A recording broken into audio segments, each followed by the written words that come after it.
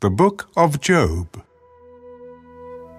There was a man in the land of Uz whose name was Job. And that man was blameless and upright, and one who feared God and shunned evil. And 7 sons and 3 daughters were born to him. Also, his possessions were 7,000 sheep, 3,000 camels, 500 yoke of oxen, 500 female donkeys, and a very large household, so that this man was the greatest of all the people of the East. And his sons would go and feast in their houses, each on his appointed day, and would send and invite their 3 sisters to eat and drink with them. So it was, when the days of feasting had run their course, that Job would send and sanctify them. And he would rise early in the morning and offer burnt offerings, according to the number of them all. For Job said, "It may be that my sons have sinned and cursed God in their hearts." Thus Job did regularly. Now, there was a day when the sons of God came to present themselves before the Lord, and Satan also came among them. And the Lord said to Satan, "From where do you come?" "From going to and fro on the earth, and from walking back and forth on it." Have you considered my servant Job? That there is none like him on the earth, a blameless and upright man, one who fears God and shuns evil. Does Job fear God for nothing?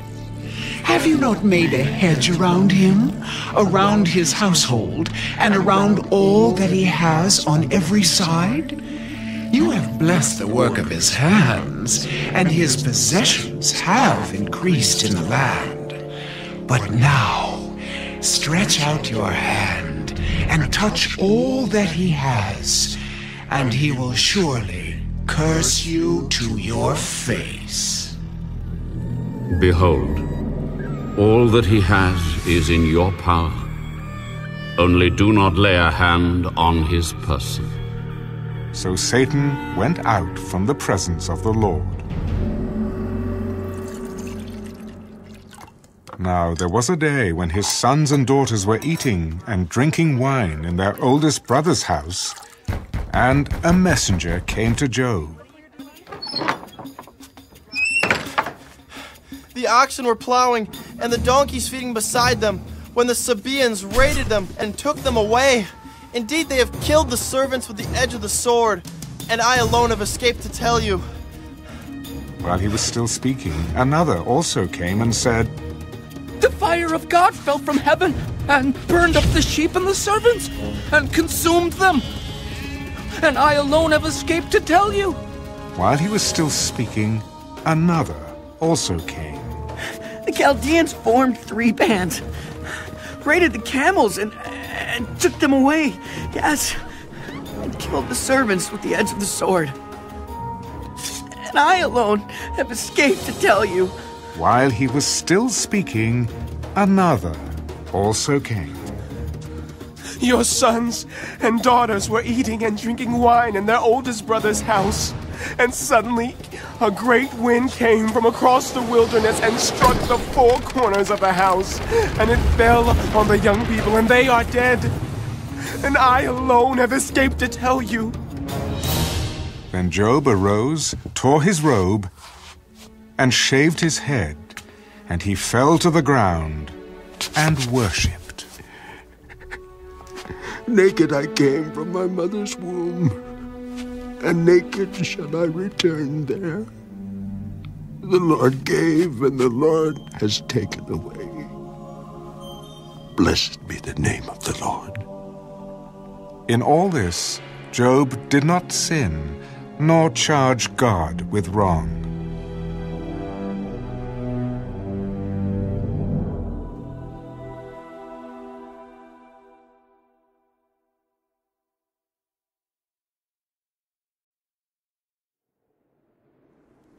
Again, there was a day when the sons of God came to present themselves before the Lord, and Satan came also among them to present himself before the Lord. And the Lord said to Satan, From where do you come? From going to and fro on the earth, and from walking back and forth on it. Have you considered my servant Job, that there is none like him on the earth, a blameless and upright man, one who fears God and shuns evil, and still he holds fast to his integrity? Although you incited me against him, to destroy him without cause. Skin for skin. Yes, all that a man has he will give for his life. But stretch out your hand now, and touch his bone and his flesh, and he will surely curse you to your face. Behold, he is in your hand, but spare his life. So Satan went out from the presence of the Lord and struck Job with painful boils from the sole of his foot to the crown of his head. And he took for himself a potsherd with which to scrape himself while he sat in the midst of the ashes. Then his wife said to him, Do you still hold fast to your integrity? Curse God and die. You speak as one of the foolish women speaks. Shall we indeed accept good from God? And shall we not accept adversity? In all this, Job did not sin with his lips. Now, when Job's 3 friends heard of all this adversity that had come upon him, each one came from his own place. Eliphaz the Temanite, Bildad the Shuhite, and Zophar the Naamathite, for they had made an appointment together to come and mourn with him, and to comfort him. And when they raised their eyes from afar, and did not recognize him, they lifted their voices and wept, and each one tore his robe, and sprinkled dust on his head toward heaven. So they sat down with him on the ground 7 days and 7 nights, and no one spoke a word to him, for they saw that his grief was very great.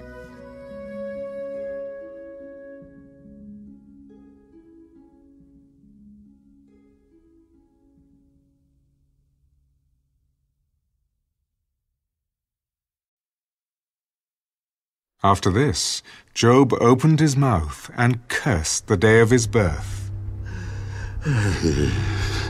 May the day perish on which I was born, and the night in which it was said, a male child is conceived. May that day be darkness. May God above not seek it, nor the light shine upon it. May darkness and the shadow of death claim it. May a cloud settle on it. May the blackness of the day terrify it. As for that night, may darkness seize it. May it not rejoice among the days of the year. May it not come into the number of the months. Oh, may that night be barren. May no joyful shout come into it. May those curse it who curse the day. Those who are ready to arouse Leviathan, may the stars of its morning be dark. May it look for light but have none, and not see the dawning of the day. Because it did not shut up the doors of my mother's womb, nor hide sorrow from my eyes. Why did I not die at birth? Why did I not perish when I came from the womb? Why did the knees receive me, or why the breasts that I should nurse? For now I would have lain still and been quiet. I would have been asleep. Then I would have been at rest with kings and counselors of the earth who built ruins for themselves, or with princes who had gold, who filled their houses with silver. Or why was I not hidden like a stillborn child, like infants who never saw light? There the wicked cease from troubling, and there the weary are at rest. There the prisoners rest together. They do not hear the voice of the oppressor. The small and great are there, and the servant is free from his master. Why is light given to him who is in misery, and life to the bitter of soul who long for death, but it does not come, and search for it more than hidden treasures? who rejoice exceedingly and are glad when they can find the grave? Why is light given to a man whose way is hidden and whom God has hedged in? For my sighing comes before I eat, and my groanings pour out like water. For the thing I greatly feared has come upon me, and what I dreaded has happened to me. I am not at ease, nor am I quiet. I have no rest, for trouble comes.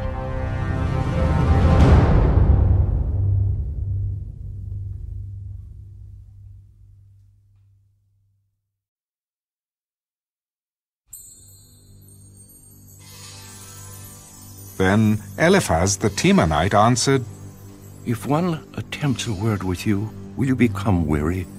But who can withhold himself from speaking? Surely you have instructed many, and you have strengthened weak hands. Your words have upheld him who was stumbling, and you have strengthened the feeble knees. But now it comes upon you, and you are weary. It touches you, and you are troubled. Is not your reverence your confidence? And the integrity of your ways your hope? Remember now, who ever perished being innocent? Or where were the upright ever cut off? Even as I have seen, those who plow iniquity and sow trouble reap the same. By the blast of God they perish, and by the breath of his anger they are consumed. The roaring of the lion, the voice of the fierce lion, and the teeth of the young lions are broken. The old lion perishes for lack of prey, and the cubs of the lioness are scattered. Now, a word was secretly brought to me, and my ear received a whisper of it. In disquieting thoughts from the visions of the night, when deep sleep falls on men, fear came upon me, and trembling, which made all my bones shake. Then a spirit passed before my face. The hair on my body stood up. It stood still, but I could not discern its appearance.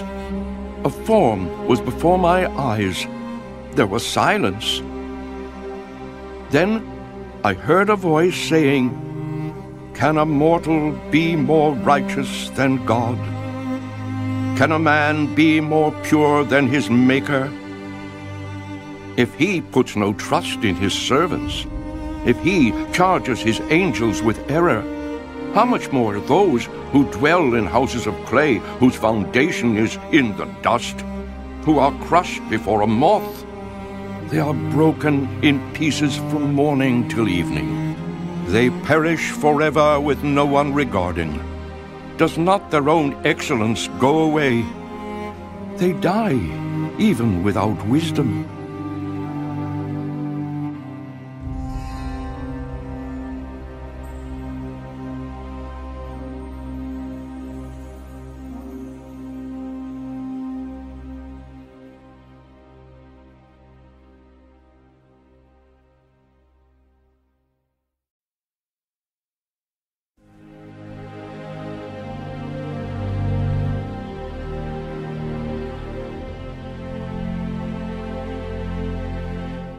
Call out now. Is there anyone who will answer you? And to which of the holy ones will you turn? For wrath kills a foolish man, and envy slays a simple one. I have seen the foolish taking root, but suddenly I cursed his dwelling place. His sons are far from safety. They are crushed in the gate, and there is no deliverer. Because the hungry eat up his harvest, taking it even from the thorns, and a snare snatches their substance. For affliction does not come from the dust, nor does trouble spring from the ground. Yet man is born to trouble, as the sparks fly upward. But as for me, I would seek God, and to God I would commit my cause, who does great things and unsearchable, marvelous things without number. He gives rain on the earth and sends waters on the fields. He sets on high those who are lowly, and those who mourn are lifted to safety. He frustrates the devices of the crafty, so that their hands cannot carry out their plans. He catches the wise in their own craftiness, and the counsel of the cunning comes quickly upon them. They meet with darkness in the daytime, and grope at noontime as in the night. But he saves the needy from the sword, from the mouth of the mighty and from their hand. So the poor have hope, and injustice shuts her mouth. Behold, happy is the man whom God corrects. Therefore do not despise the chastening of the Almighty. For he bruises, but he binds up. He wounds, but his hands make whole. He shall deliver you in 6 troubles. Yes, in 7 no evil shall touch you. In famine he shall redeem you from death, and in war from the power of the sword. You shall be hidden from the scourge of the tongue, and you shall not be afraid of destruction when it comes. You shall laugh at destruction and famine, and you shall not be afraid of the beasts of the earth. For you shall have a covenant with the stones of the field, and the beasts of the field shall be at peace with you. You shall know that your tent is in peace. You shall visit your dwelling and find nothing amiss. You shall also know that your descendants shall be many, and your offspring like the grass of the earth. You shall come to the grave at a full age, as a sheaf of grain ripens in its season. Behold, this we have searched out. It is true. Hear it, and know for yourself.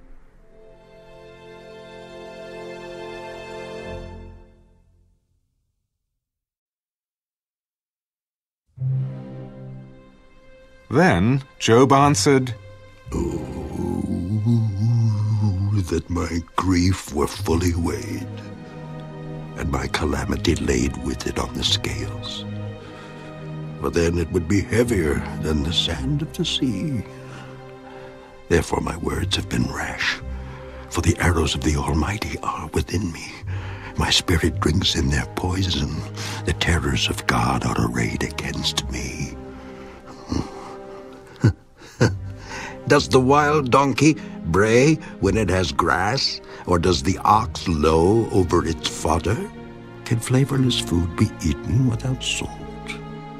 Or is there any taste in the white of an egg? My soul refuses to touch them. They are as loathsome food to me. Oh, that I might have my request, that God would grant me the thing that I long for, that it would please God to crush me, that he would loose his hand and cut me off. Then I would still have comfort. Though in anguish I would exult. He will not spare, for I have not concealed the words of the Holy One. What strength do I have that I should hope? And what is my end that I should prolong my life? Is my strength the strength of stones? Or is my flesh bronze? Is my help not within me? And is success driven from me? To him who is afflicted, kindness should be shown by his friend, even though he forsakes the fear of the Almighty. My brothers have dealt deceitfully like a brook, like the streams of the brooks that pass away, which are dark because of the ice, and into which the snow vanishes. When it is warm, they cease to flow. When it is hot, they vanish from their place. The paths of their way turn aside. They go nowhere and perish. The caverns of Tema, look, the travelers of Sheba, hope for them. They are disappointed because they were confident. They come there and are confused. For now you are nothing. You see terror and are afraid. Did I ever say, bring something to me? Or offer a bribe for me from your wealth? Or deliver me from the enemy's hand? Or redeem me from the hand of oppressors? Teach me, and I will hold my tongue. Cause me to understand wherein I have erred. How forceful are right words. But what does your arguing prove? Do you intend to rebuke my words? And the speeches of a desperate one, which are as wind? Yes, you overwhelm the fatherless, and you undermine your friend. Now, therefore, be pleased to look at me, where I would never lie to your face. Yield now. Let there be no injustice. Yes, concede my righteousness still stands. Is there injustice on my tongue? Cannot my taste discern the unsavory?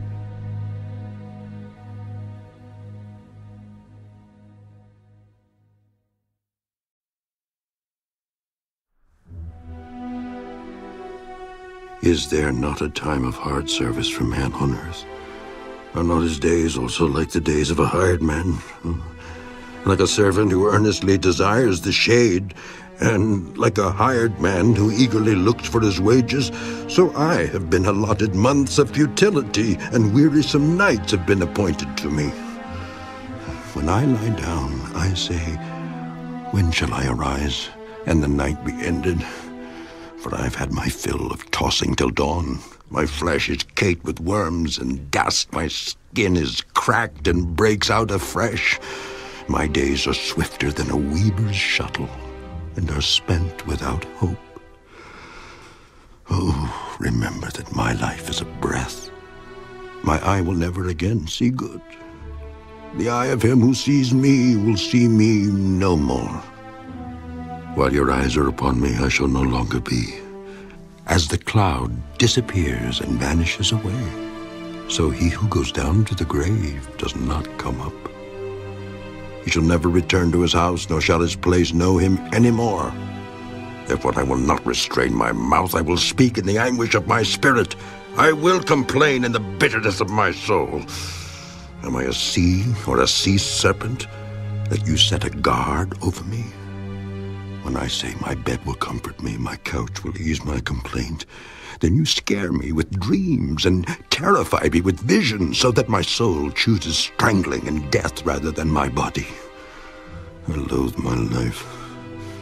I would not live forever. Let me alone, for my days are but a breath. What is man, that you should exalt him, that you should set your heart on him, that you should visit him every morning and test him every moment? How long? Would you not look away from me and let me alone till I swallow my saliva? Have I sinned? What have I done to you, O watcher of men? Why have you set me as your target so that I am a burden to myself? Why then do you not pardon my transgression and take away my iniquity? But no, I will lie down in the dust, and you will seek me diligently, but I will no longer be.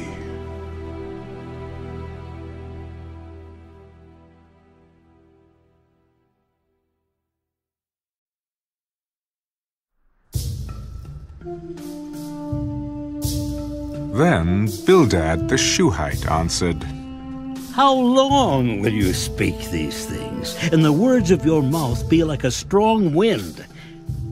Does God subvert judgment, or does the Almighty pervert justice?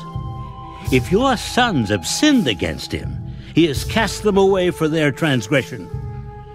If you would earnestly seek God and make your supplication to the Almighty, if you were pure and upright, surely now he would awake for you and prosper your rightful dwelling place. Though your beginning was small, yet your latter end would increase abundantly. For inquire, please, of the former age, and consider the things discovered by their fathers. For we were born yesterday, and know nothing, because our days on earth are a shadow. Will they not teach you, and tell you, and utter words from their heart? Can the papyrus grow up without a marsh? Can the reeds flourish without water? While it is yet green and not cut down, it withers before any other plant. So are the paths of all who forget God, and the hope of the hypocrite shall perish, whose confidence shall be cut off, and whose trust is a spider's web. He leans on his house, but it does not stand. He holds it fast, but it does not endure. He grows green in the sun, and his branches spread out in his garden. His roots wrap around the rock heap and look for a place in the stones.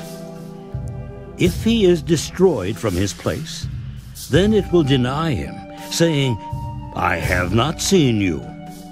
Behold, this is the joy of his way, and out of the earth others will grow. Behold, God will not cast away the blameless, nor will he uphold the evildoers. He will yet fill your mouth with laughing, and your lips with rejoicing. Those who hate you will be clothed with shame, and the dwelling place of the wicked will come to nothing.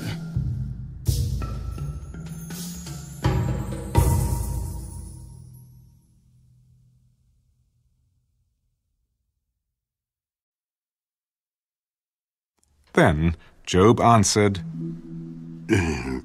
Truly, I know it is so, but how can a man be righteous before God? If one wished to contend with him, he could not answer him 1 time out of 1,000. God is wise in heart and mighty in strength. Who has hardened himself against him and prospered? He removes the mountains, and they do not know when he overturns them in his anger. He shakes the earth out of its place, and its pillars tremble. He commands the sun, and it does not rise. He seals off the stars. He alone spreads out the heavens and treads on the waves of the sea.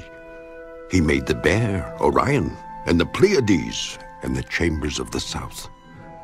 He does great things past finding out, yes, wonders without number. If he goes by me, I do not see him. If he moves past, I do not perceive him. If he takes away, who can hinder him? Who can say to him, what are you doing? God will not withdraw his anger. Allies of the proud lie prostrate beneath him. How then can I answer him and choose my words to reason with him? For though I were righteous, I could not answer him.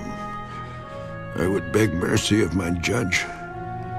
If I called and he answered me, I would not believe that he was listening to my voice.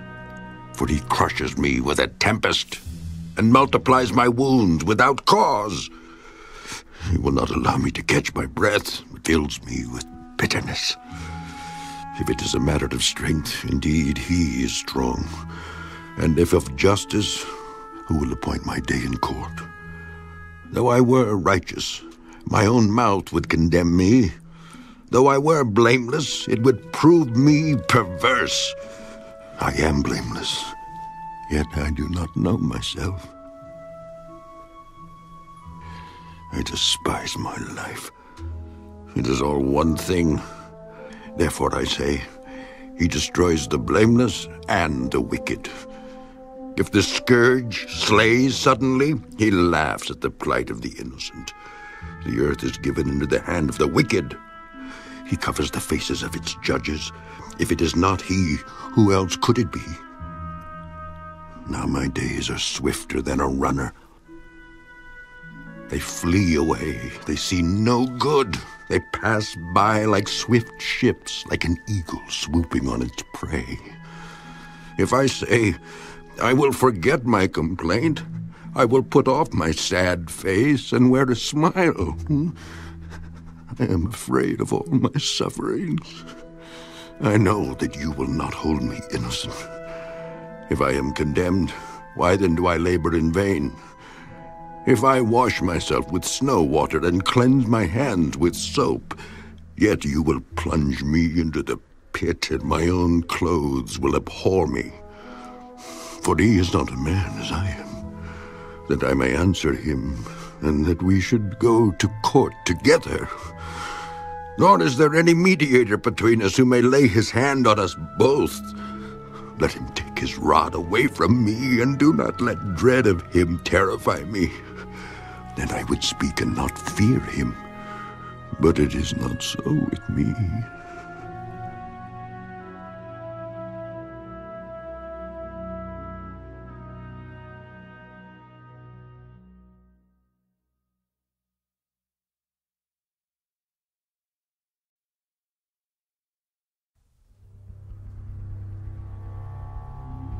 My soul loathes my life. I will give free course to my complaint. I will speak in the bitterness of my soul. I will say to God, do not condemn me, Show me why you contend with me. Does it seem good to you that you should oppress, that you should despise the work of your hands and smile on the counsel of the wicked? Do you have eyes of flesh, or do you see as man sees? Are your days like the days of a mortal man?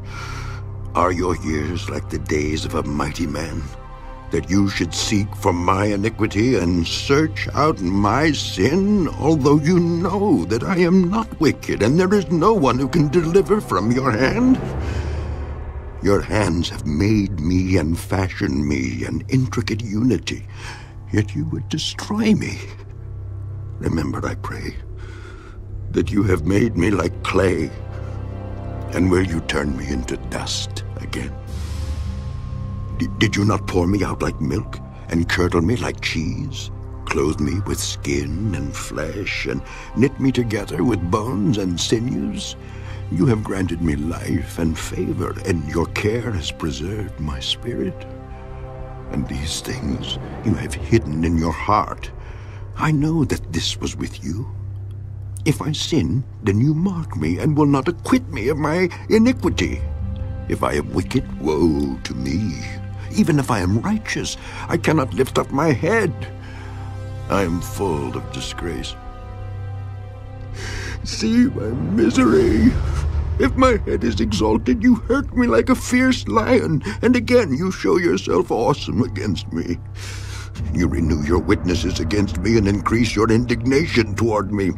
Changes and war are ever with me. Why then have you brought me out of the womb? Oh, that I had perished, and no eye had seen me. I would have been as though I had not been. I would have been carried from the womb to the grave. Are not my days few? Cease. Leave me alone, that I may take a little comfort before I go to the place from which I shall not return, to the land of darkness and the shadow of death. A land as dark as darkness itself, as the shadow of death, without any order, where even the light is like darkness.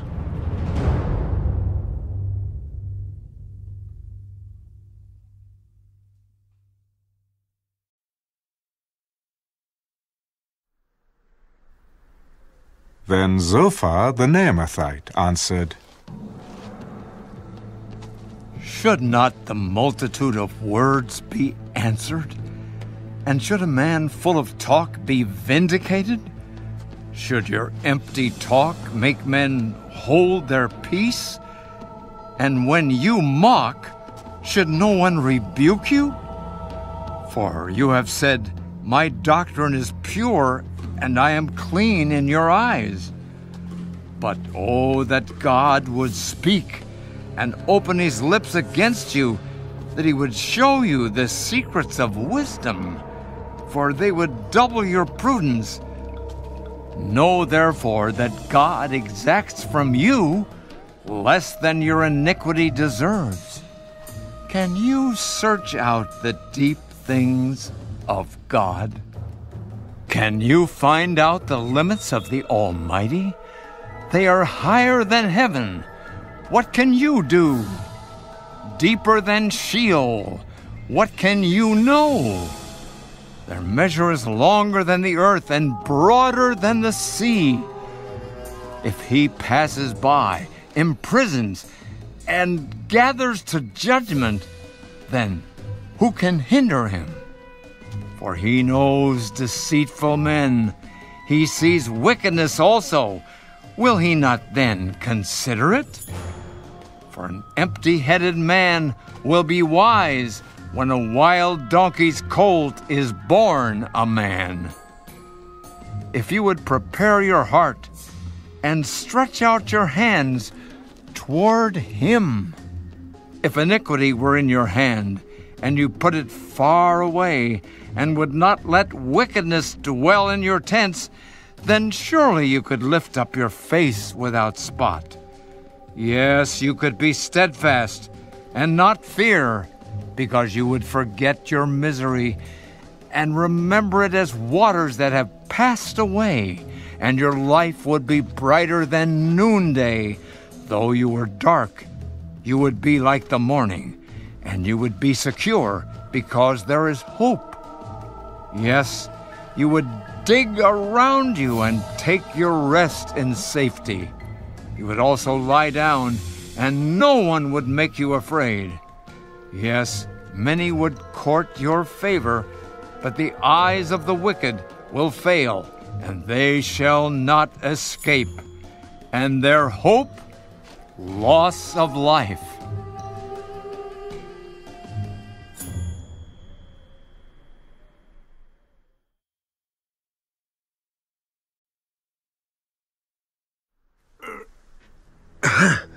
Then Job answered, No doubt you are the people, and wisdom will die with you. But I have understanding as well as you. I am not inferior to you. Indeed, who does not know such things as these?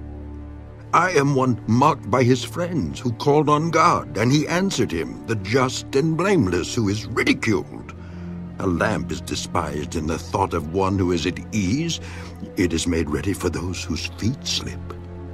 The tents of robbers prosper, and those who provoke God are secure in what God provides by his hand. But now, ask the beasts, and they will teach you, and the birds of the air, and they will tell you, or speak to the earth, and it will teach you, and the fish of the sea will explain to you. Who among all these does not know that the hand of the Lord has done this, in whose hand is the life of every living thing and the breath of all mankind? Does not the ear test words and the mouth taste its food? Wisdom is with aged men, and with length of days, understanding. With him are wisdom and strength. He has counsel and understanding. If he breaks a thing down, it cannot be rebuilt. If he imprisons a man, there can be no release. If he withholds the waters, they dry up. If he sends them out, they overwhelm the earth. With him are strength and prudence. The deceived and the deceiver are his. He leads counselors away plundered and makes fools of the judges. He loosens the bonds of kings and binds their waist with a belt. He leads princes away plundered and overthrows the mighty. He deprives the trusted ones of speech and takes away the discernment of the elders. He pours contempt on princes and disarms the mighty. He uncovers deep things out of darkness and brings the shadow of death to light. He makes nations great and destroys them. He enlarges nations and guides them. He takes away the understanding of the chiefs of the people of the earth and makes them wander in a pathless wilderness. They grope in the dark without light, and he makes them stagger like a drunken man.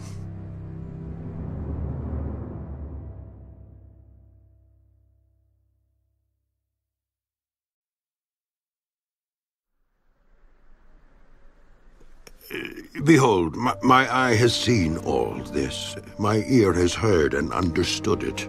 What you know, I also know. I am not inferior to you. But I would speak to the Almighty, and I desire to reason with God. But you, forgers of lies, are all worthless physicians. Oh, that you would be silent, and it would be your wisdom. Now, hear my reasoning, and heed the pleadings of my lips. Will you speak wickedly for God and talk deceitfully for him? Will you show partiality for him? Will you contend for God? Will it be well when he searches you out? Or can you mock him as one mocks a man? He will surely rebuke you if you secretly show partiality. Will not his excellence make you afraid, and the dread of him fall upon you? Your platitudes are proverbs of ashes. Your defenses are defenses of clay. Hold your peace with me, and let me speak. Then let come on me what may.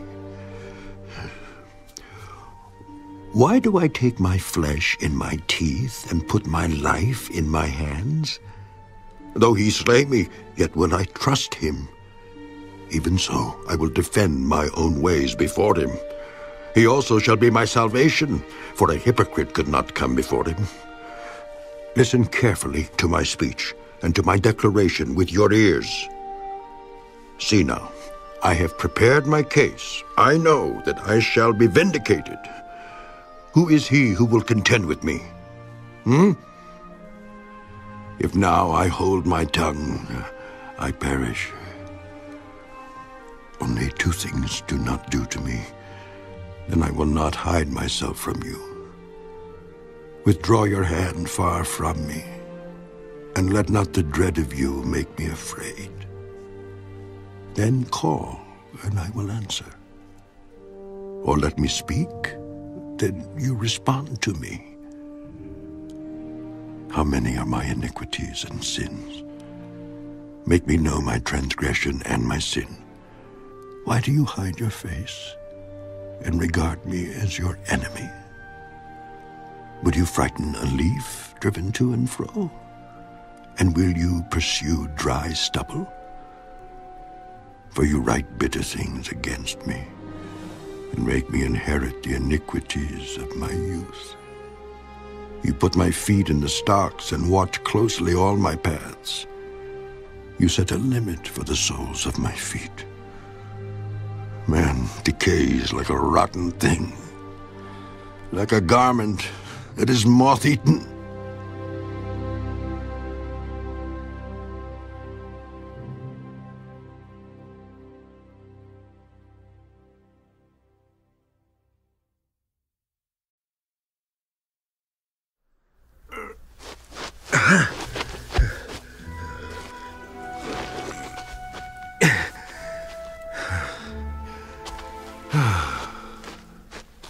Man who is born of woman is of few days and full of trouble.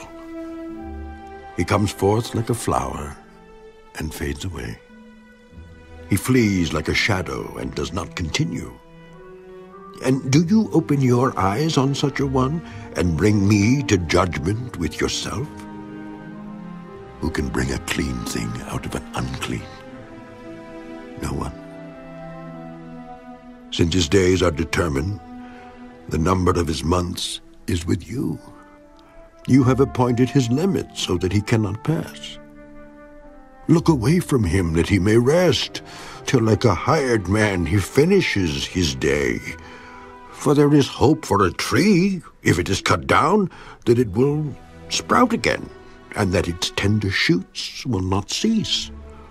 Though its root may grow old in the earth, and its stump may die in the ground, yet at the scent of water it will bud and bring forth branches like a plant. But man dies and is laid away. Indeed, he breathes his last, and where is he? As water disappears from the sea, and the river becomes parched and dries up, so man lies down and does not rise. Till the heavens are no more, they will not awake nor be roused from their sleep. Oh, that you would hide me in the grave, that you would conceal me until your wrath is past, that you would appoint me a set time and remember me. If a man dies, shall he live again? All the days of my hard service I will wait till my change comes. You shall call, and I will answer you. You shall desire the work of your hands, for now you number my steps, but do not watch over my sin. My transgression is sealed up in a bag, and you cover my iniquity. But as a mountain falls and crumbles away, and as a rock is moved from its place, as water wears away stones, and as torrents wash away the soil of the earth, so you destroy the hope of man. You prevail forever against him, and he passes on. You change his countenance and send him away. His sons come to honor, and he does not know it. They are brought low, and he does not perceive it. But his flesh will be in pain over it, and his soul will mourn over it.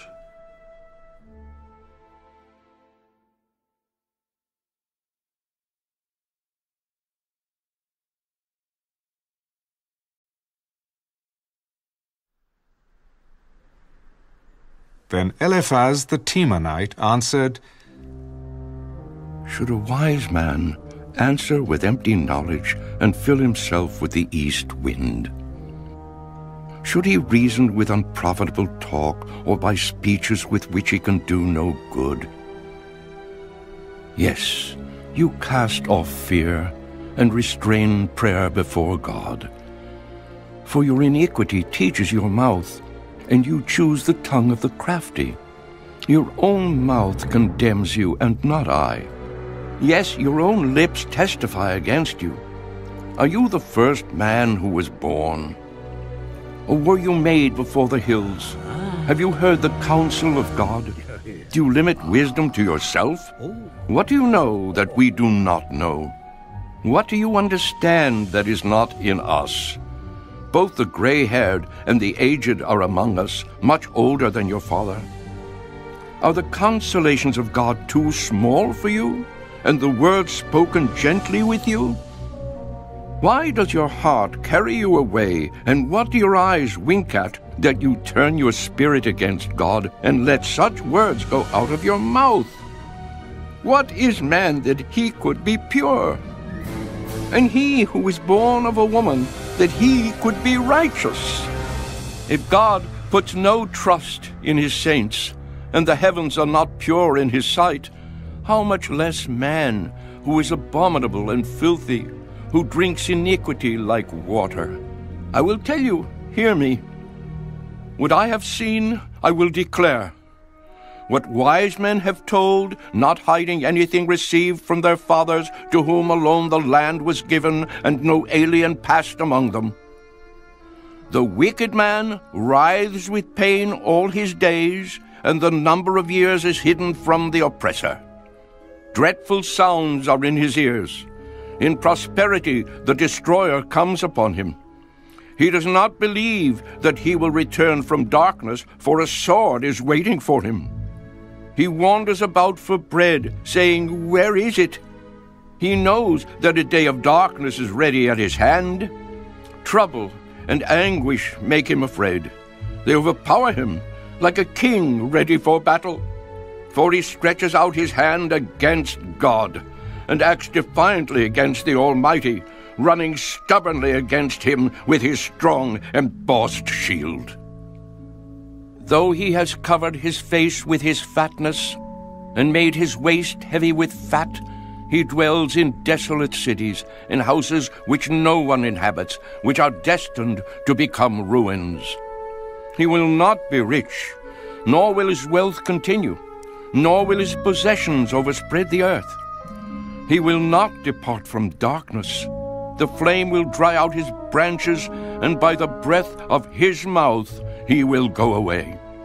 Let him not trust in futile things, deceiving himself, for futility will be his reward. It will be accomplished before his time, and his branch will not be green. He will shake off his unripe grape like a vine, and cast off his blossom like an olive tree. For the company of hypocrites will be barren, and fire will consume the tents of bribery. They conceive trouble and bring forth futility. Their womb prepares deceit.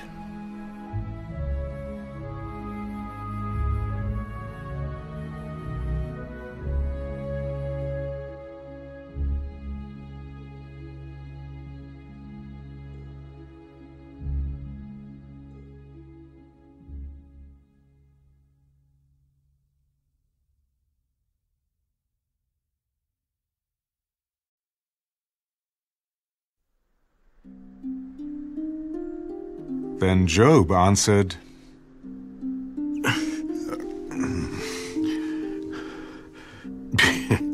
I have heard many such things. Miserable comforters are you all. Shall words of wind have an end? Or what provokes you that you answer? I also could speak as you do, if your soul were in my soul's place. I could heap up words against you and shake my head at you, but I would strengthen you with my mouth, and the comfort of my lips would relieve your grief. Though I speak, my grief is not relieved. And if I remain silent, how am I eased? But now he has worn me out. You have made desolate all my company. You have shriveled me up, and it is a witness against me. My leanness rises up against me and bears witness to my face. He tears me in his wrath and hates me. He gnashes at me with his teeth. My adversary sharpens his gaze on me. They gape at me with their mouth. They strike me reproachfully on the cheek. They gather together against me. God has delivered me to the ungodly and turned me over to the hands of the wicked. I was at ease, but he has shattered me. He also has taken me by my neck and shaken me to pieces. He has set me up for his target. His archers surround me. He pierces my heart and does not pity. He pours out my gall on the ground. He breaks me with wound upon wound. He runs at me like a warrior. I have sewn sackcloth over my skin and laid my head in the dust. My face is flushed from weeping, and on my eyelids is the shadow of death. Although no violence is in my hands, and my prayer is pure. O earth, do not cover my blood, and let my cry have no resting place. Surely even now my witness is in heaven, and my evidence is on high. My friends scorn me. My eyes pour out tears to God. Oh, that one might plead for a man with God, as a man pleads for his neighbor. For when a few years are finished, I shall go the way of no return.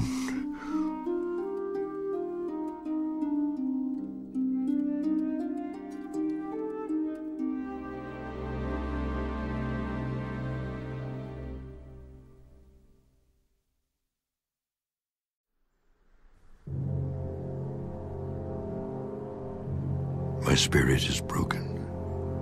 My days are extinguished. The grave is ready for me. Are not mockers with me?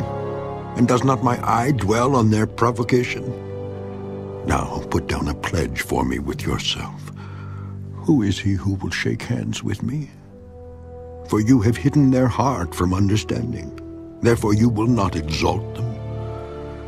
He who speaks flattery to his friends, even the eyes of his children will fail. But he has made me a byword of the people, and I have become one in whose face men spit. My eye has also grown dim because of sorrow, and all my members are like shadows. Upright men are astonished at this, and the innocent stirs himself up against the hypocrite. Yet the righteous will hold to his way, and he who has clean hands will be stronger and stronger. But please, come back again, all of you, for I shall not find one wise man among you. My days are past, my purposes are broken off, even the thoughts of my heart. I change the night into day. The light is near, they say, in the face of darkness. If I wait for the grave as my house, if I make my bed in the darkness, if I say to corruption, you are my father, and to the worm, you are my mother and my sister, where then is my hope? As for my hope, who can see it? Will they go down to the gates of Sheol? Shall we have rest together in the dust?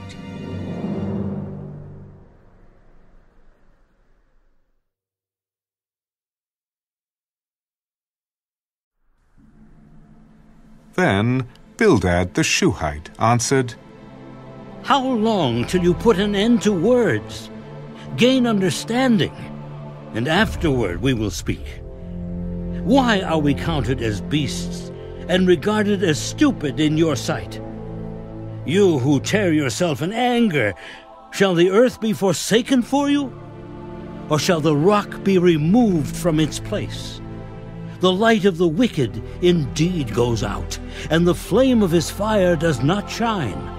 The light is dark in his tent, and his lamp beside him is put out. The steps of his strength are shortened, and his own counsel casts him down. For he is cast into a net by his own feet, and he walks into a snare. The net takes him by the heel, and a snare lays hold of him. A noose is hidden for him on the ground, and a trap for him in the road. Terrors frighten him on every side, and drive him to his feet. His strength is starved, and destruction is ready at his side. It devours patches of his skin. The firstborn of death devours his limbs. He is uprooted from the shelter of his tent, and they parade him before the King of Terrors. They dwell in his tent who are none of his. Brimstone is scattered on his dwelling. His roots are dried out below, and his branch withers above. The memory of him perishes from the earth, and he has no name among the renowned. He is driven from light into darkness, and chased out of the world. He has neither son nor posterity among his people, nor any remaining in his dwellings. Those in the west are astonished at his day, and those in the east are frightened. Surely such are the dwellings of the wicked, and this is the place of him who does not know God.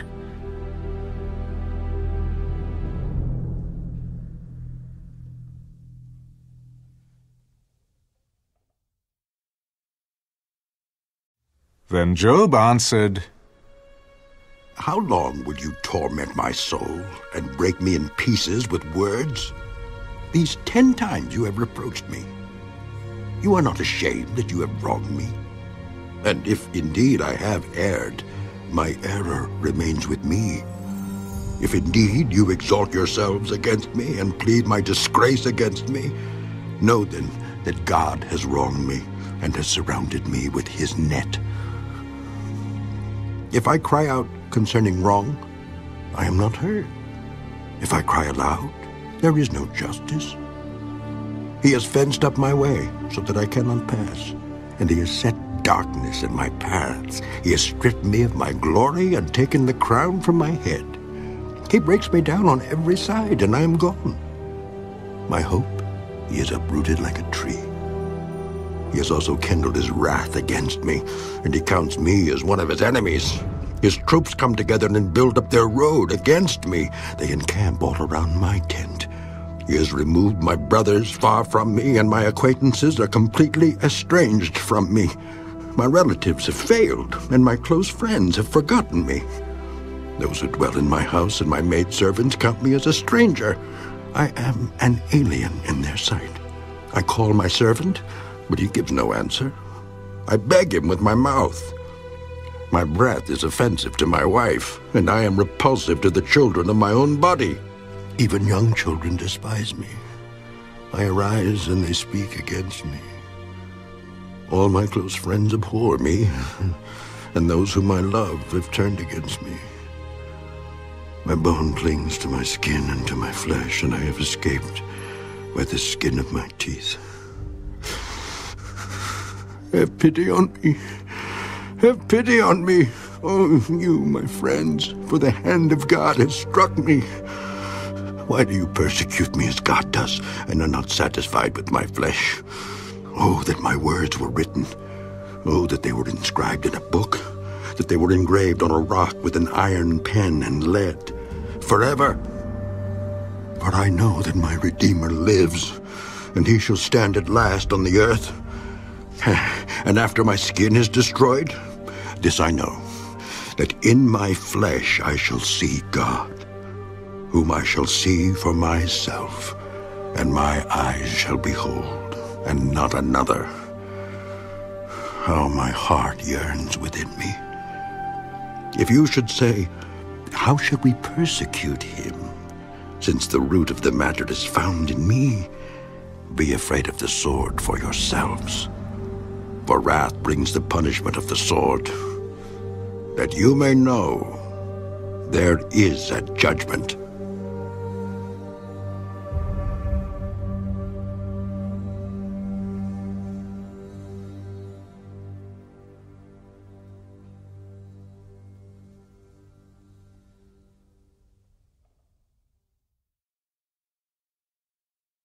Then Zophar the Naamathite answered, Therefore, my anxious thoughts make me answer, because of the turmoil within me.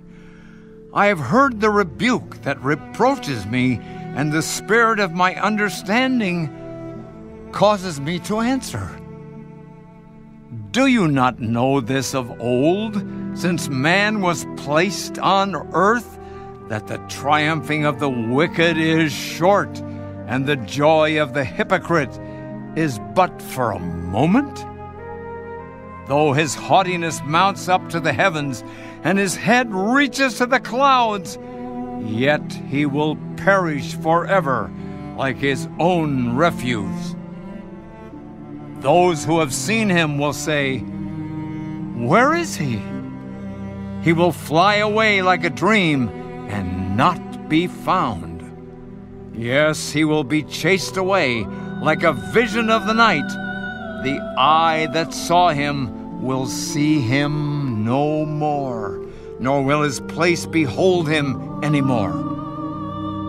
His children will seek the favor of the poor, and his hands will restore his wealth. His bones are full of his youthful vigor, but it will lie down with him in the dust. Though evil is sweet in his mouth, and he hides it under his tongue, though he spares it and does not forsake it, but still keeps it in his mouth, yet his food in his stomach turns sour. It becomes cobra venom within him. He swallows down riches and vomits them up again. God casts them out of his belly. He will suck the poison of cobras. The viper's tongue will slay him. He will not see the streams, the rivers flowing with honey and cream. He will restore that for which he labored and will not swallow it down. From the proceeds of business, he will get no enjoyment, for he has oppressed and forsaken the poor. He has violently seized a house which he did not build.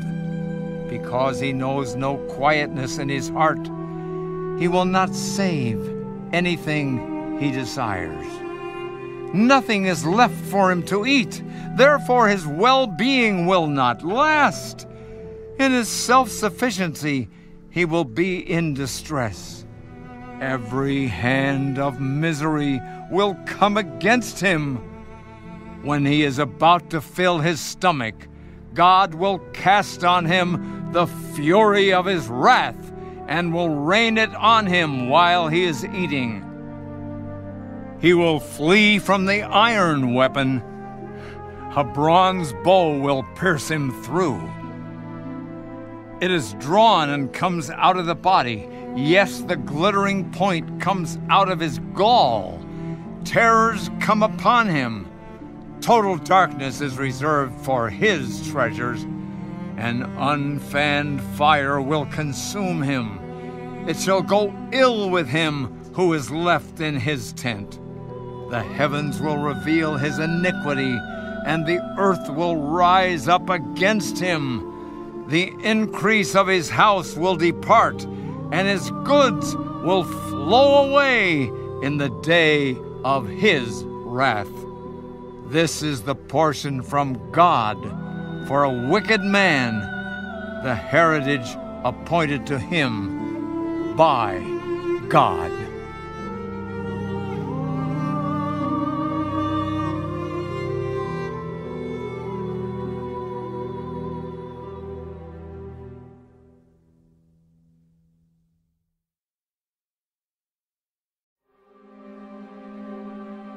Then Job answered, Listen carefully to my speech, and let this be your consolation. Bear with me that I may speak, and after I have spoken, keep mocking. As for me, is my complaint against man? And if it were, why should I not be impatient? Look at me and be astonished. Put your hand over your mouth. Even when I remember, I am terrified, and trembling takes hold of my flesh. Why do the wicked live and become old? Yes, become mighty in power. Their descendants are established with them in their sight, and their offspring before their eyes. Their houses are safe from fear, neither is the rod of God upon them. Their bull breeds without failure, their cow calves without miscarriage. They send forth their little ones like a flock, and their children dance. They sing to the tambourine and harp, and rejoice to the sound of the flute. They spend their days in wealth, and in a moment go down to the grave. Yet they say to God, "Depart from us, for we do not desire the knowledge of your ways. Who is the Almighty that we should serve him? And what profit do we have if we pray to him?" Indeed, their prosperity is not in their hand. The counsel of the wicked is far from me. How often is the lamp of the wicked put out? How often does their destruction come upon them? The sorrows God distributes in his anger. They are like straw before the wind, and like chaff that a storm carries away. They say, "God lays up one's iniquity for his children. Let him recompense him, that he may know it. Let his eyes see his destruction, and let him drink of the wrath of the Almighty. For what does he care about his household after him, when the number of his months is cut in half? Can anyone teach God knowledge, since he judges those on high? One dies in his full strength, being wholly at ease and secure. His pails are full of milk, and the marrow of his bones is moist. Another man dies in the bitterness of his soul, never having eaten with pleasure. They lie down alike in the dust, and worms cover them. Look, I know your thoughts, and the schemes with which you would wrong me. For you say, "Where is the house of the prince? And where is the tent, the dwelling place of the wicked?" Have you not asked those who travel the road? And do you not know their signs? For the wicked are reserved for the day of doom. They shall be brought out on the day of wrath. Who condemns his way to his face? And who repays him for what he has done? Yet he shall be brought to the grave, and a vigil kept over the tomb. The clods of the valley shall be sweet to him. Everyone shall follow him, as countless have gone before him. How then can you comfort me with empty words, since falsehood remains in your answers?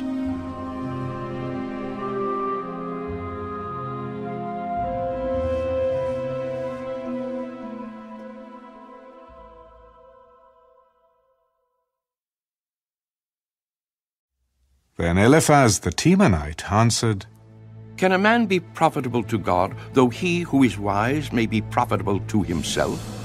Is it any pleasure to the Almighty that you are righteous? Or is it gain to him that you make your ways blameless? Is it because of your fear of him that he corrects you and enters into judgment with you? Is not your wickedness great, and your iniquity without end? For you have taken pledges from your brother for no reason, and stripped the naked of their clothing. You have not given the weary water to drink, and you have withheld bread from the hungry. But the mighty man possessed the land, and the honorable man dwelt in it. You have sent widows away empty, and the strength of the fatherless was crushed. Therefore snares are all around you, and sudden fear troubles you, or darkness so that you cannot see. And an abundance of water covers you. Is not God in the height of heaven? And see the highest stars, how lofty they are. And you say, What does God know? Can he judge through the deep darkness? Thick clouds cover him, so that he cannot see, and he walks above the circle of heaven. Will you keep to the old way which wicked men have trod, who were cut down before their time, whose foundations were swept away by a flood? They said to God, Depart from us. What can the Almighty do to them? Yet he filled their houses with good things, but the counsel of the wicked is far from me. The righteous see it and are glad, and the innocent laugh at them. Surely our adversaries are cut down, and the fire consumes their remnant. Now acquaint yourself with him, and be at peace. Thereby good will come to you. Receive, please, instruction from his mouth, and lay up his words in your heart. If you return to the Almighty, you will be built up. You will remove iniquity far from your tents. Then you will lay your gold in the dust, and the gold of Ophir among the stones of the brooks. Yes, the Almighty will be your gold and your precious silver. For then you will have your delight in the Almighty, and lift up your face to God. You will make your prayer to him. He will hear you, and you will pay your vows. You will also declare a thing, and it will be established for you. So light will shine on your ways. When they cast you down and you say exaltation will come, then he will save the humble person. He will even deliver one who is not innocent. Yes, he will be delivered by the purity of your hands.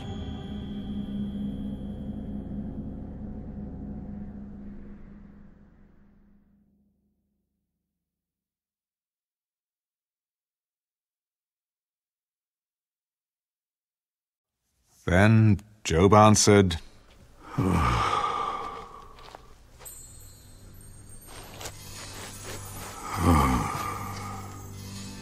Even today my complaint is bitter. My hand is listless because of my groaning. Oh, that I knew where I might find him, that I might come to his seat. I would present my case before him and fill my mouth with arguments. I would know the words which he would answer me and understand what he would say to me. Would he contend with me in his great power? No. But he would take note of me. There the upright could reason with him, and I would be delivered forever from my judge. Look, I go forward, but he is not there, and backward, but I cannot perceive him. When he works on the left hand, I cannot behold him. When he turns to the right hand, I cannot see him. But he knows the way that I take. When he has tested me, I shall come forth as gold. My foot is held fast to his steps. I have kept his way and not turned aside. I have not departed from the commandment of his lips. I have treasured the words of his mouth more than my necessary food. But he is unique, and who can make him change? And whatever his soul desires, that he does. For he performs what is appointed for me, and many such things are with him. Therefore, I am terrified at his presence. When I consider this, I am afraid of him. For God made my heart weak, and the Almighty terrifies me. Because I was not cut off from the presence of darkness, and he did not hide deep darkness from my face.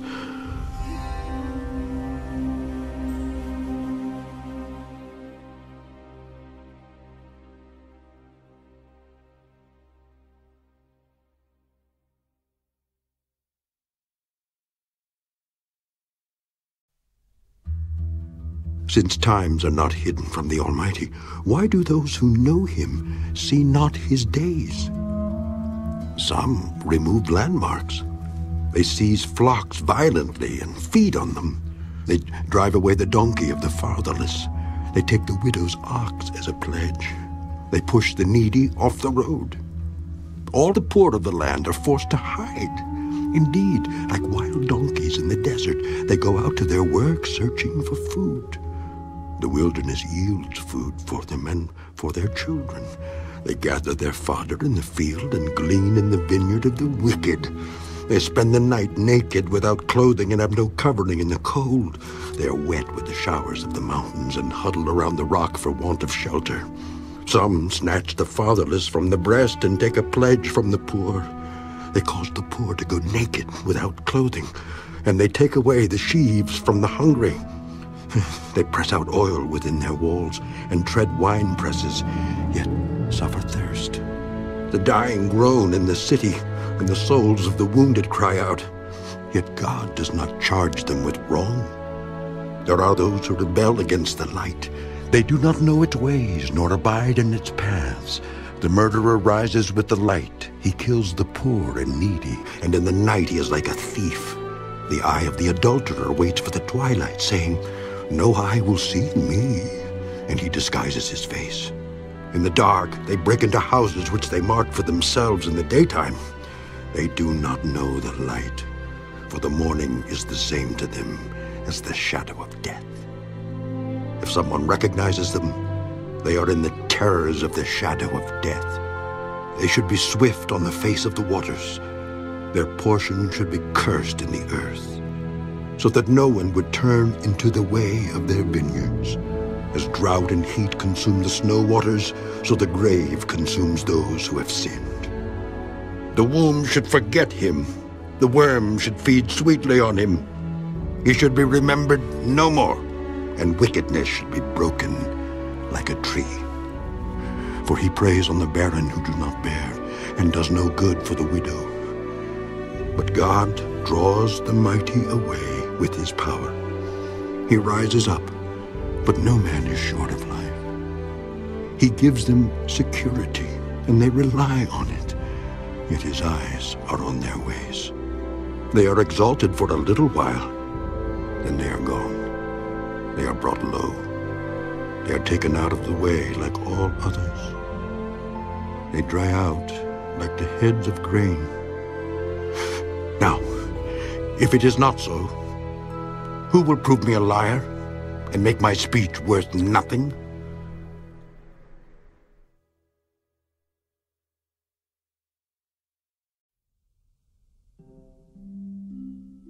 Then Bildad the Shuhite answered, Dominion and fear belong to him. He makes peace in his high places. Is there any number to his armies? Upon whom does his light not rise? How then can man be righteous before God? Or how can he be pure who is born of a woman? If even the moon does not shine, and the stars are not pure in his sight, how much less man who is a maggot, and a son of man who is a worm?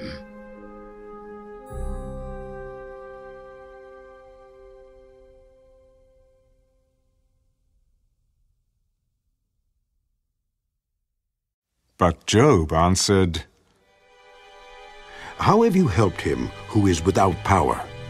How have you saved the arm that has no strength?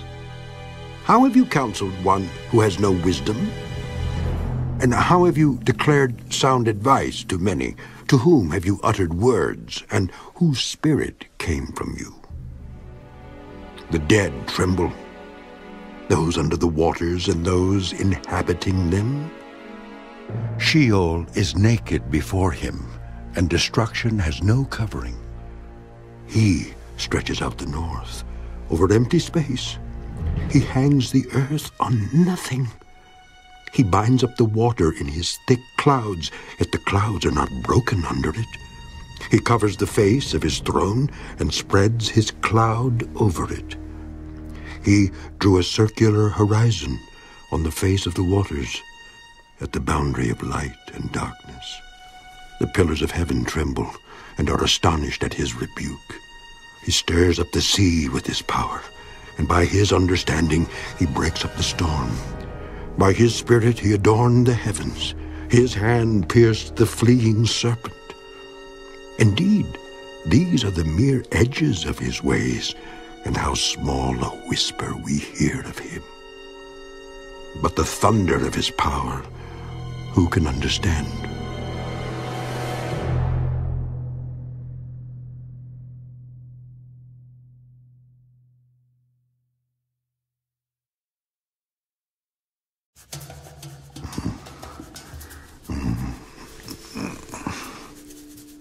As God lives, who has taken away my justice, and the Almighty, who has made my soul bitter, as long as my breath is in me and the breath of God is in my nostrils, my lips will not speak wickedness, nor my tongue utter deceit. Far be it from me that I should say you are right. Till I die, I will not put away my integrity from me. My righteousness I hold fast, and will not let it go. My heart shall not reproach me as long as I live. May my enemy be like the wicked, and he who rises up against me like the unrighteous. For what is the hope of the hypocrite? Though he may gain much, if God takes away his life. Will God hear his cry when trouble comes upon him? Will he delight himself in the Almighty? Will he always call on God? I will teach you about the hand of God. What is with the Almighty, I will not conceal. Surely all of you have seen it. Why then do you behave with complete nonsense? This is the portion of a wicked man with God, and the heritage of oppressors received from the Almighty. If his children are multiplied, it is for the sword, and his offspring shall not be satisfied with bread. Those who survive him shall be buried in death, and their widows shall not weep.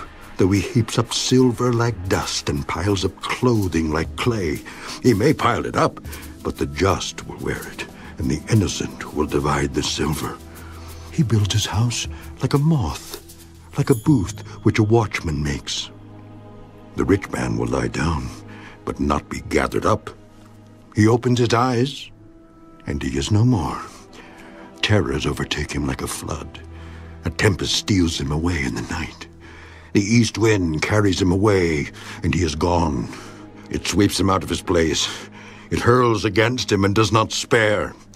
He flees desperately from its power. Men shall clap their hands at him, and shall hiss him out of his place.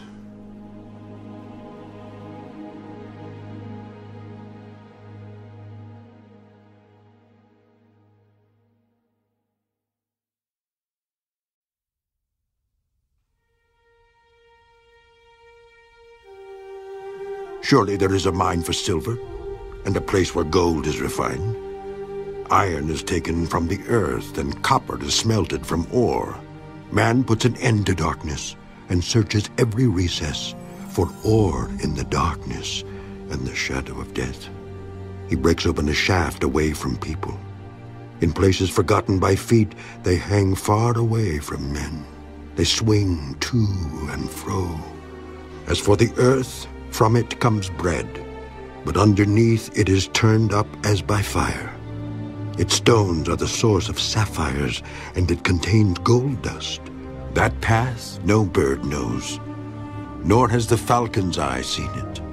The proud lions have not trodden it, nor has the fierce lion passed over it. He puts his hand on the flint. He overturns the mountains at the roots.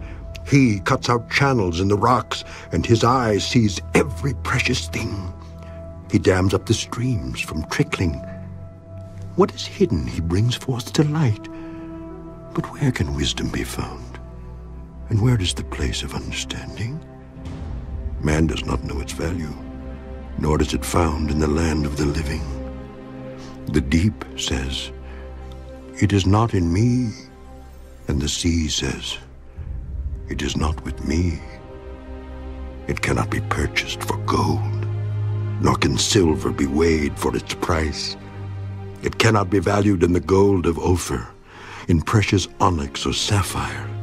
Neither gold nor crystal can equal it, nor can it be exchanged for jewelry of fine gold. No mention shall be made of coral or quartz, for the price of wisdom is above rubies. The topaz of Ethiopia cannot equal it, nor can it be valued in pure gold. From where, then, does wisdom come? And where is the place of understanding? It is hidden from the eyes of all living, and concealed from the birds of the air. Destruction and death say, "We have heard a report about it with our ears." God understands its way, and he knows its place. For he looks to the ends of the earth and sees under the whole heavens, to establish a weight for the wind and to portion the waters by measure. When he made a law for the rain and a path for the thunderbolt, then he saw wisdom and declared it. He prepared it indeed, he searched it out.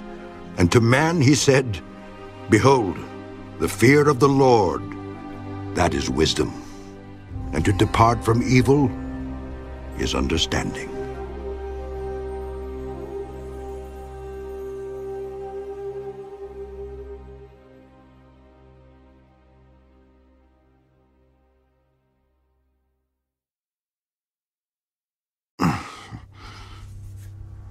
Oh, that I were as in months past, as in the days when God watched over me, when his lamp shone upon my head, and when by his light I walked through darkness, just as I was in the days of my prime, when the friendly counsel of God was over my tent, when the Almighty was yet with me, when my children were around me, when my steps were bathed with cream and the rock poured out rivers of oil for me. When I went out to the gate by the city, when I took my seat in the open square, the young men saw me and hid, and the aged arose and stood. The princes refrained from talking and put their hand on their mouths. The voice of nobles was hushed, and their tongues stuck to the roof of their mouths.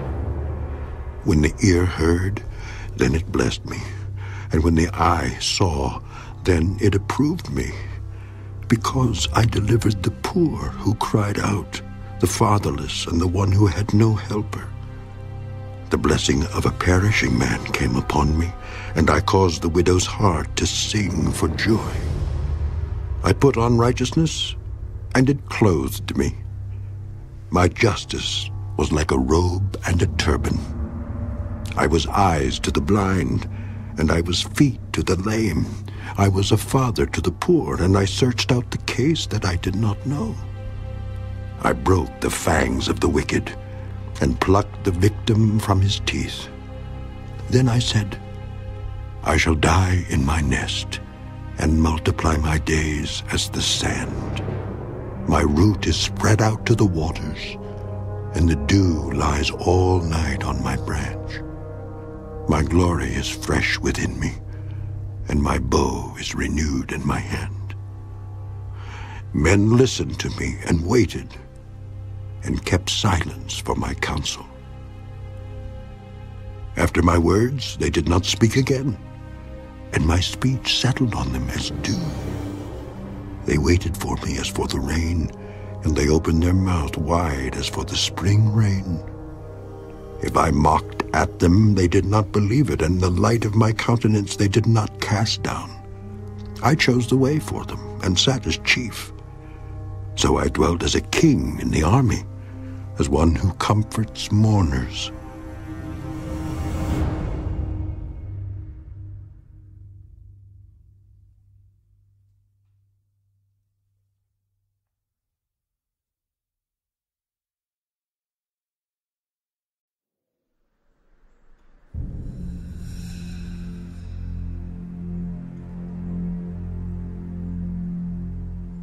But now they mock at me, men younger than I, whose fathers I disdain to put with the dogs of my flock. Indeed, what profit is the strength of their hands to me? Their vigor has perished. They are gone from want and famine, fleeing late to the wilderness, desolate and waste, to pluck mallow by the bushes and broom tree roots for their food. They were driven out from among men. They shouted at them as at a thief. They had to live in the clefts of the valleys, in caves of the earth and the rocks. Among the bushes they brayed, under the nettles they nestled. They were sons of fools, yes, sons of vile men. They were scourged from the land. And now I am their taunting song. Yes, I am their byword. They abhor me. They keep far from me. They do not hesitate to spit in my face. Because he has loosed my bowstring and afflicted me, they have cast off restraint before me. At my right hand the rabble arises. They push away my feet, and they raise against me their ways of destruction. They break up my path. They promote my calamity. They have no helper. They come as broad breakers. Under the ruinous storm they roll along. Terrors are turned upon me. They pursue my honor as the wind, and my prosperity has passed like a cloud. And now my soul is poured out because of my plight. The days of affliction take hold of me.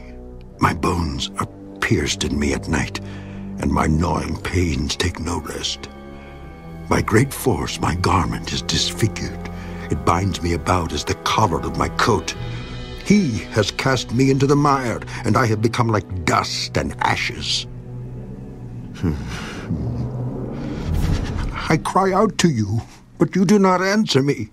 I stand up, and you regard me, but you have become cruel to me. With the strength of your hand you oppose me. You lift me up to the wind and cause me to ride on it. You spoil my success, for I know that you will bring me to death, and to the house appointed for all living. Surely he would not stretch out his hand against a heap of ruins if they cry out when he destroys it. Have I not wept for him who is in trouble? Has not my soul grieved for the poor? But when I looked for good, evil came to me. And when I waited for light, then came darkness. My heart is in turmoil and cannot rest. Days of affliction confront me. I go about mourning, but not in the sun. I stand up in the assembly and cry out for help. I am a brother of jackals and a companion of ostriches. My skin grows black and falls from me. My bones burn with fever. My harp is turned to mourning, and my flute to the voice of those who weep.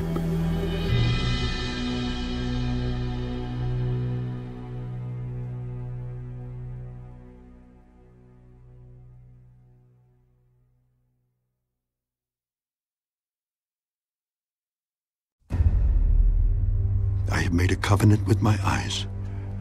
Why then should I look upon a young woman? For what is the allotment of God from above, and the inheritance of the Almighty from on high? Is it not destruction for the wicked, and disaster for the workers of iniquity? Does he not see my ways and count all my steps? If I have walked with falsehood, or if my foot has hastened to deceit, let me be weighed on honest scales, that God may know my integrity. If my step is turned from the way, or my heart walked after my eyes, or if any spot adheres to my hands, then let me sow and another eat. Yes, let my harvest be rooted out. If my heart has been enticed by a woman, or if I have lurked at my neighbor's door, then let my wife grind for another, and let others bow down over her, for that would be wickedness. Yes, it would be iniquity deserving of judgment, for that would be a fire that consumes to destruction, and would root out all my increase. If I have despised the cause of my male or female servant when they complained against me, what then shall I do when God rises up? When he punishes, how shall I answer him? Did not he who made me in the womb make them? Did not the same one fashion us in the womb? If I have kept the poor from their desire, or caused the eyes of the widow to fail, or eaten my morsel by myself, so that the fatherless could not eat of it, but from my youth I reared him as a father, and from my mother's womb I guided the widow. If I have seen anyone perish for lack of clothing, or any poor man without covering, if his heart has not blessed me, and if he was not warmed with the fleece of my sheep, if I have raised my hand against the fatherless when I saw I had help in the gate, then let my arm fall from my shoulder. Let my arm be torn from the socket. For destruction from God is a terror to me, and because of his magnificence, I cannot endure. If I have made gold my hope, or said to find gold, you are my confidence, If I have rejoiced because my wealth was great and because my hand had gained much?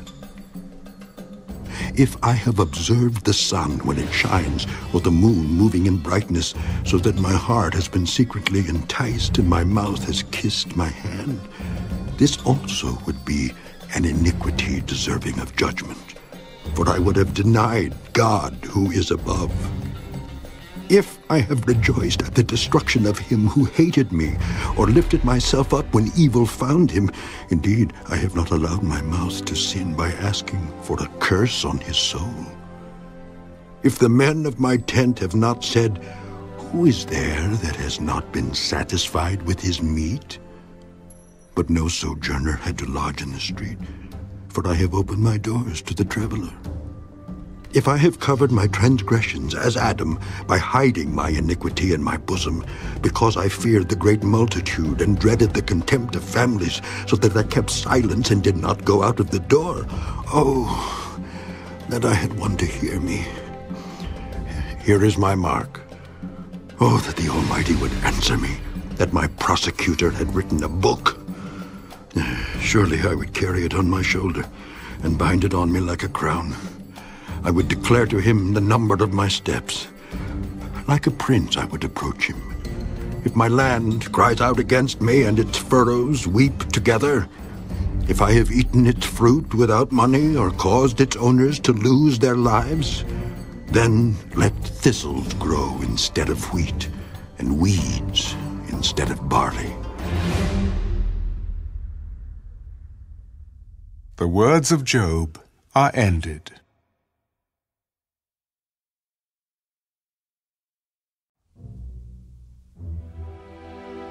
So these 3 men ceased answering Job, because he was righteous in his own eyes.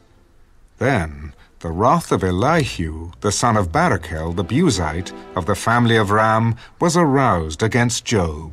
His wrath was aroused because he justified himself rather than God. Also, against his 3 friends his wrath was aroused because they had found no answer and yet had condemned Job. Now, because they were years older than he, Elihu had waited to speak to Job. When Elihu saw that there was no answer in the mouth of these 3 men, his wrath was aroused.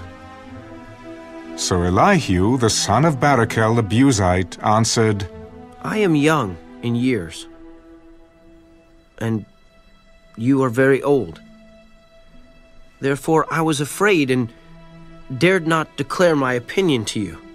I said, age should speak, and multitude of years should teach wisdom. But there is a spirit in man, and the breath of the Almighty gives him understanding. Great men are not always wise, nor do the aged always understand justice.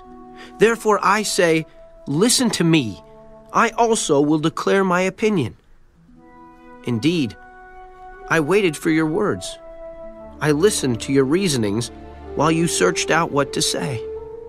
I paid close attention to you. And surely, not one of you convinced Job or answered his words, lest you say, we have found wisdom. God will vanquish him, not man. Now, he has not directed his words against me, so I will not answer him with your words. They are dismayed and answer no more.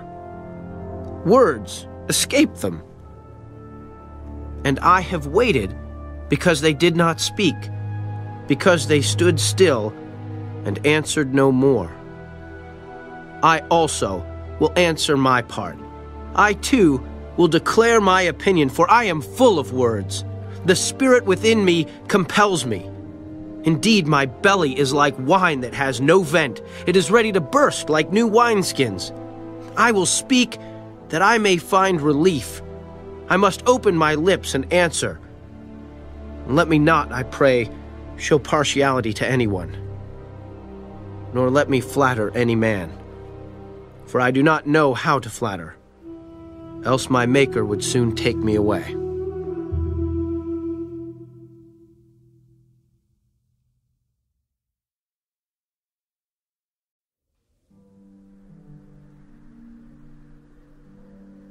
But please, Job, hear my speech and listen to all my words. Now I open my mouth. My tongue speaks in my mouth. My words come from my upright heart. My lips utter pure knowledge.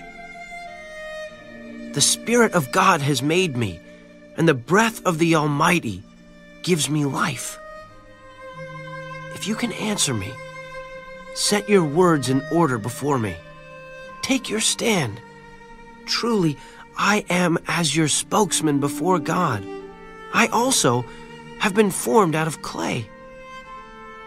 Surely no fear of me will terrify you, nor will my hand be heavy on you. Surely you have spoken in my hearing, and I have heard the sound of your words, saying, I am pure, without transgression. I am innocent, and there is no iniquity in me. Yet he finds occasions against me. He counts me as his enemy. He puts my feet in the stocks. He watches all my paths. Look, in this you are not righteous.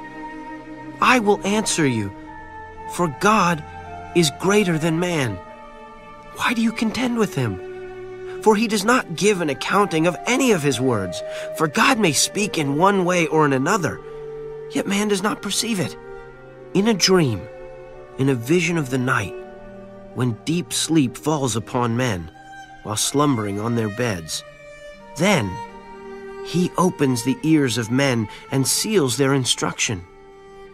In order to turn man from his deed and conceal pride from man, he keeps back his soul from the pit and his life from perishing by the sword.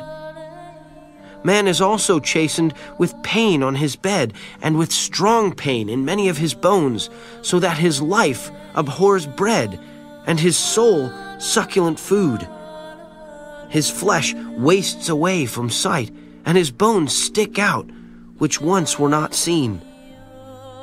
Yes, his soul draws near the pit, and his life to the executioners. If there is a messenger for him, a mediator, one among 1,000 to show man his uprightness, then he is gracious to him and says, deliver him from going down to the pit. I have found a ransom. His flesh shall be young like a child's. He shall return to the days of his youth. He shall pray to God, and he will delight in him. He shall see his face with joy, for he restores to man his righteousness. Then he looks at men and says, I have sinned and perverted what was right, and it did not profit me. He will redeem his soul from going down to the pit, and his life shall see the light. Behold, God works all these things, twice, in fact 3 times with a man, to bring back his soul from the pit, that he may be enlightened with the light of life. Give ear, Job. Listen to me. Hold your peace, and I will speak. If you have anything to say, answer me. Speak, for I desire to justify you. If not, listen to me. Hold your peace, and I will teach you wisdom.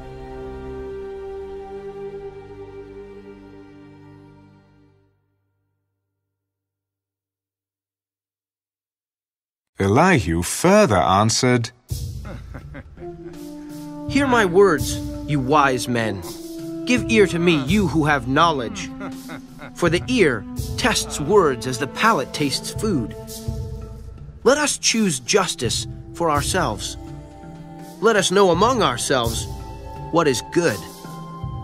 For Job has said, I am righteous, but God has taken away my justice. Should I lie concerning my right? My wound is incurable, though I am without transgression. What man is like Job, who drinks scorn like water, who goes in company with the workers of iniquity and walks with wicked men. For he has said, it profits a man nothing that he should delight in God. Therefore listen to me, you men of understanding. Far be it from God to do wickedness, and from the Almighty to commit iniquity. For he repays man according to his work, and makes man to find a reward according to his way. Surely God will never do wickedly, nor will the Almighty pervert justice. Who gave him charge over the earth? Or who appointed him over the whole world? If he should set his heart on it, if he should gather to himself his spirit and his breath, all flesh would perish together, and man would return to dust. If you have understanding, hear this. Listen to the sound of my words. Should one who hates justice govern? Will you condemn him who is most just? Is it fitting to say to a king, you are worthless, and to nobles, you are wicked? Yet he is not partial to princes, nor does he regard the rich more than the poor. For they are all the work of his hands, and in a moment they die in the middle of the night. The people are shaken and pass away. The mighty are taken away without a hand. For his eyes are on the ways of man, and he sees all his steps. There is no darkness nor shadow of death where the workers of iniquity may hide themselves. For he need not further consider a man that he should go before God in judgment. He breaks in pieces mighty men without inquiry, and sets others in their place. Therefore, he knows their works. He overthrows them in the night, and they are crushed. He strikes them as wicked men in the open sight of others, because they turned back from him, and would not consider any of his ways, so that they caused the cry of the poor to come to him, for he hears the cry of the afflicted. When he gives quietness, who then can make trouble? And when he hides his face, who then can see him? Whether it is against a nation or a man alone.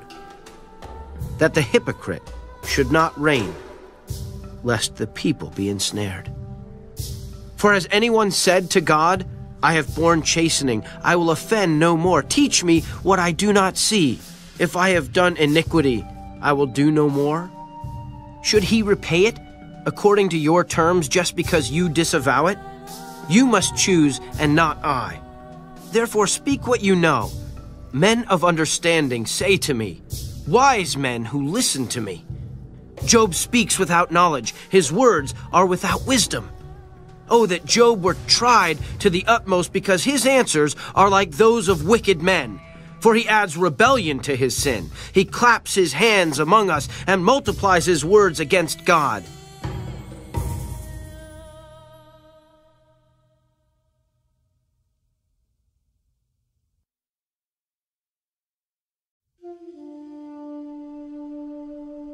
Do you think this is right? Do you say, my righteousness is more than God's? For you say, what advantage will it be to you? What profit shall I have more than if I had sinned? I will answer you, and your companions with you. Look to the heavens and see, and behold the clouds. They are higher than you. If you sin, what do you accomplish against him? Or if your transgressions are multiplied, what do you do to him? If you are righteous, what do you give him? Or what does he receive from your hand? Your wickedness affects a man such as you, and your righteousness a son of man. Because of the multitude of oppressions, they cry out. They cry out for help because of the arm of the mighty. But no one says, where is God, my Maker, who gives songs in the night, who teaches us more than the beasts of the earth and makes us wiser than the birds of heaven. There they cry out, but he does not answer, because of the pride of evil men. Surely God will not listen to empty talk, nor will the Almighty regard it. Although you say you do not see him, yet justice is before him, and you must wait for him. And now, because he has not punished in his anger, nor taken much notice of folly, therefore Job opens his mouth in vain. He multiplies words without knowledge.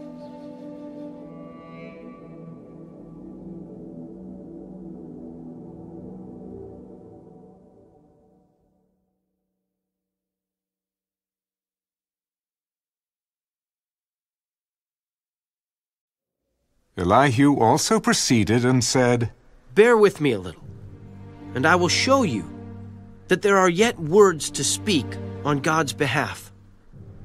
I will fetch my knowledge from afar. I will ascribe righteousness to my Maker. For truly my words are not false. One who is perfect in knowledge is with you. Behold, God is mighty, but despises no one. He is mighty in strength of understanding. He does not preserve the life of the wicked, but gives justice to the oppressed. He does not withdraw his eyes from the righteous, but they are on the throne with kings, for he has seated them forever, and they are exalted. And if they are bound in fetters, held in the cords of affliction, then he tells them their work and their transgressions, that they have acted defiantly. He also opens their ear to instruction and commands that they turn from iniquity. If they obey and serve him, they shall spend their days in prosperity and their years in pleasures. But if they do not obey, they shall perish by the sword, and they shall die without knowledge. But the hypocrites in heart store up wrath. They do not cry for help when he binds them. They die in youth, and their life ends among the perverted persons. He delivers the poor in their affliction and opens their ears in oppression. Indeed, he would have brought you out of dire distress into a broad place where there is no restraint, and what is set on your table would be full of richness. But you are filled with the judgment due the wicked. Judgment and justice take hold of you. Because there is wrath, beware lest he take you away with one blow, for a large ransom would not help you avoid it. Will your riches or all the mighty forces keep you from distress?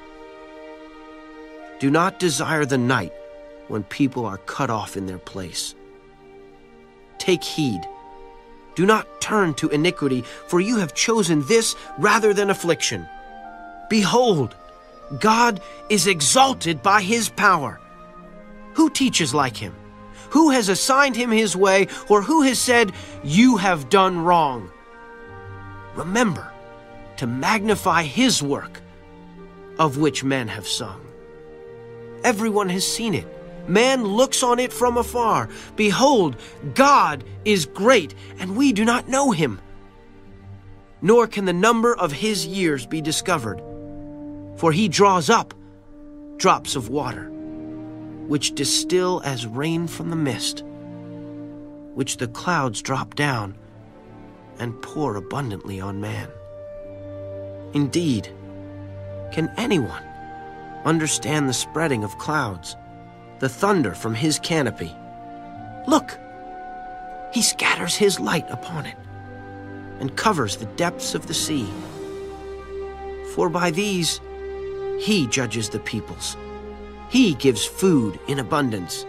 He covers his hands with lightning and commands it to strike. His thunder declares it, the cattle also, concerning the rising storm.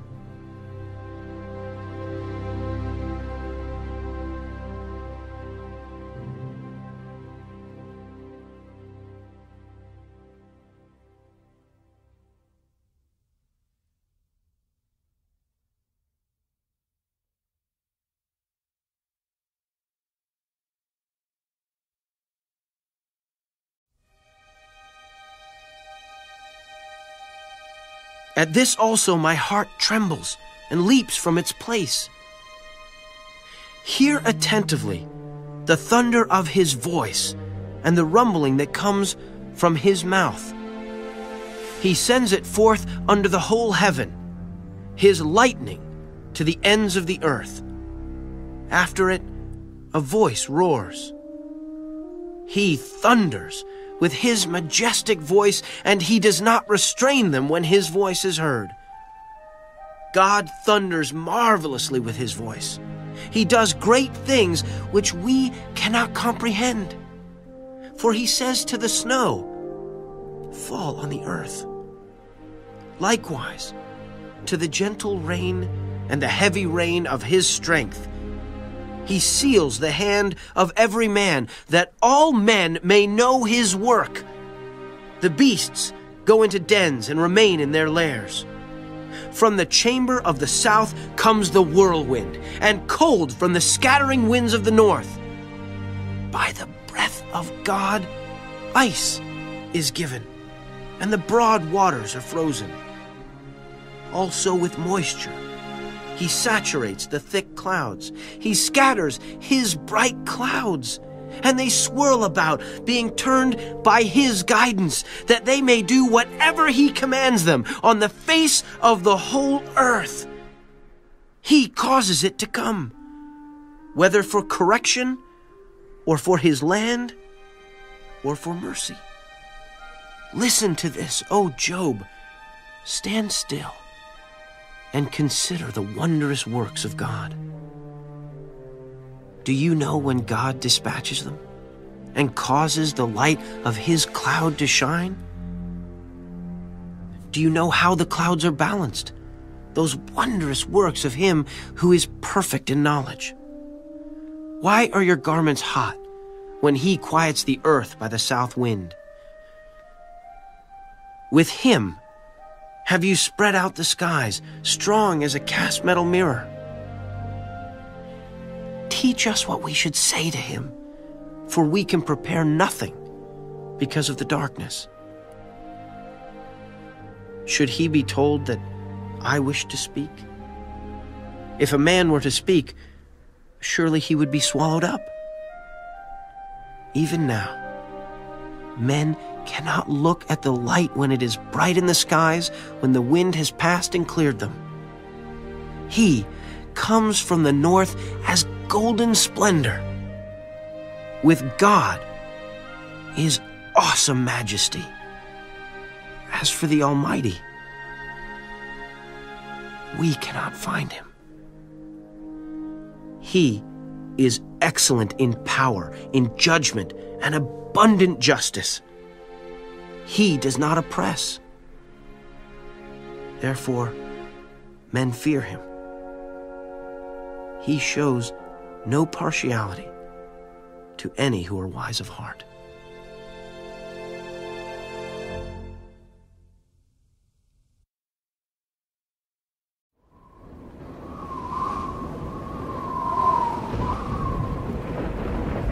Then the Lord answered Job out of the whirlwind.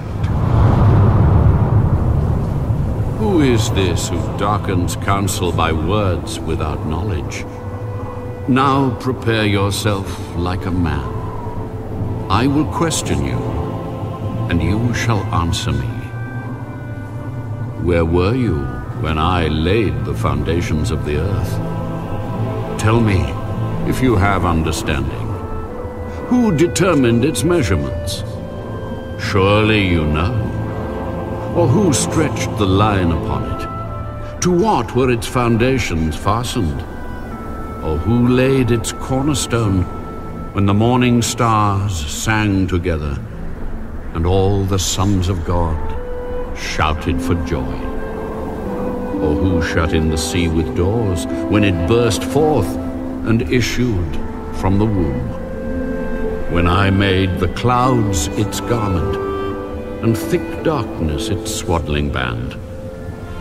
When I fixed my limit for it, and set bars and doors. When I said, this far you may come, but no farther, and here your proud waves must stop. Have you commanded the morning since your days began, and caused the dawn to know its place, that it might take hold of the ends of the earth, and the wicked be shaken out of it? It takes on form, like clay under a seal, and stands out like a garment. From the wicked their light is withheld, and the upraised arm is broken. Have you entered the springs of the sea, or have you walked in search of the depths? Have the gates of death been revealed to you, or have you seen the doors of the shadow of death? Have you comprehended the breadth of the earth? Tell me, if you know all this. Where is the way to the dwelling of light? And darkness, where is its place? That you may take it to its territory, that you may know the paths to its home. Do you know it because you were born then, or because the number of your days is great? Have you entered the treasury of snow, or have you seen the treasury of hail, which I have reserved for the time of trouble, for the day of battle and war? By what way is light diffused, or the east wind scattered over the earth? Who has divided a channel for the overflowing water, or a path for the thunderbolt to cause it to rain on a land where there is no one, a wilderness in which there is no man, to satisfy the desolate waste, and cause to spring forth the growth of tender grass? Has the rain a father, or who has begotten the drops of dew? From whose womb comes the ice, and the frost of heaven? Who gives it birth? The waters harden like stone, and the surface of the deep is frozen. Can you bind the cluster of the Pleiades, or loose the belt of Orion? Can you bring out Mazzaroth in its season, or can you guide the great bear with its cubs? Do you know the ordinances of the heavens? Can you set their dominion over the earth? Can you lift up your voice to the clouds, that an abundance of water may cover you? Can you send out lightnings, that they may go and say to you, "Here we are"? Who has put wisdom in the mind, or who has given understanding to the heart? Who can number the clouds by wisdom, or who can pour out the bottles of heaven when the dust hardens in clumps and the clods cling together?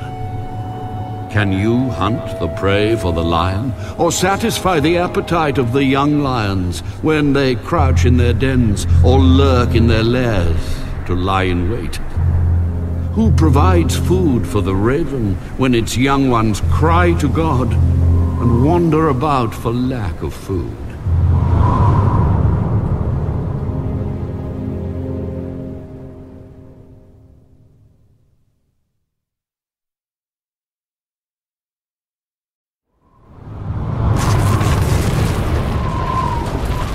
The time when the wild mountain goats bear young?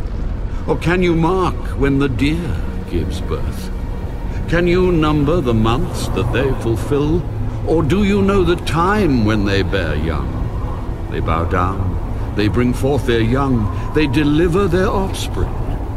Their young ones are healthy, they grow strong with grain, they depart and do not return to them.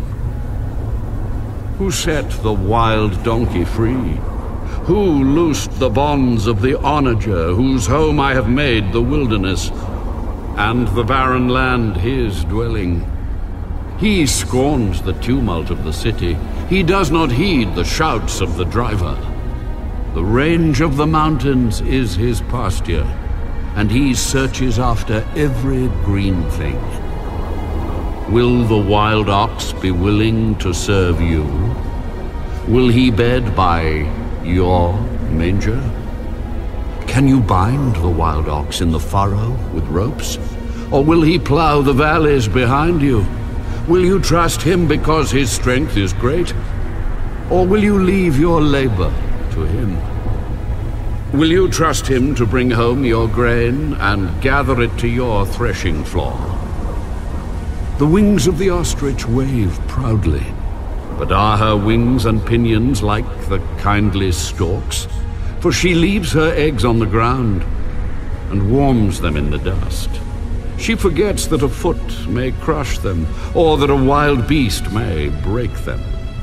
She treats her young harshly, as though they were not hers. Her labor is in vain, without concern, because God deprived her of wisdom and did not endow her with understanding. When she lifts herself on high, she scorns the horse and its rider. Have you given the horse strength? Have you clothed his neck with thunder? Can you frighten him like a locust? His majestic snorting strikes terror. He paws in the valley and rejoices in his strength. He gallops into the clash of arms. He mocks at fear and is not frightened, nor does he turn back from the sword. The quiver rattles against him, the glittering spear and javelin. He devours the distance with fierceness and rage, nor does he come to a halt because the trumpet has sounded. At the blast of the trumpet he says, "Aha!" He smells the battle from afar, the thunder of captains and shouting. Does the hawk fly by your wisdom and spread its wings toward the south? Does the eagle mount up at your command and make its nest on high? On the rock it dwells and resides, on the crag of the rock and the stronghold. From there it spies out the prey. Its eyes observe from afar. Its young ones suck up blood, and where the slain are, there it is.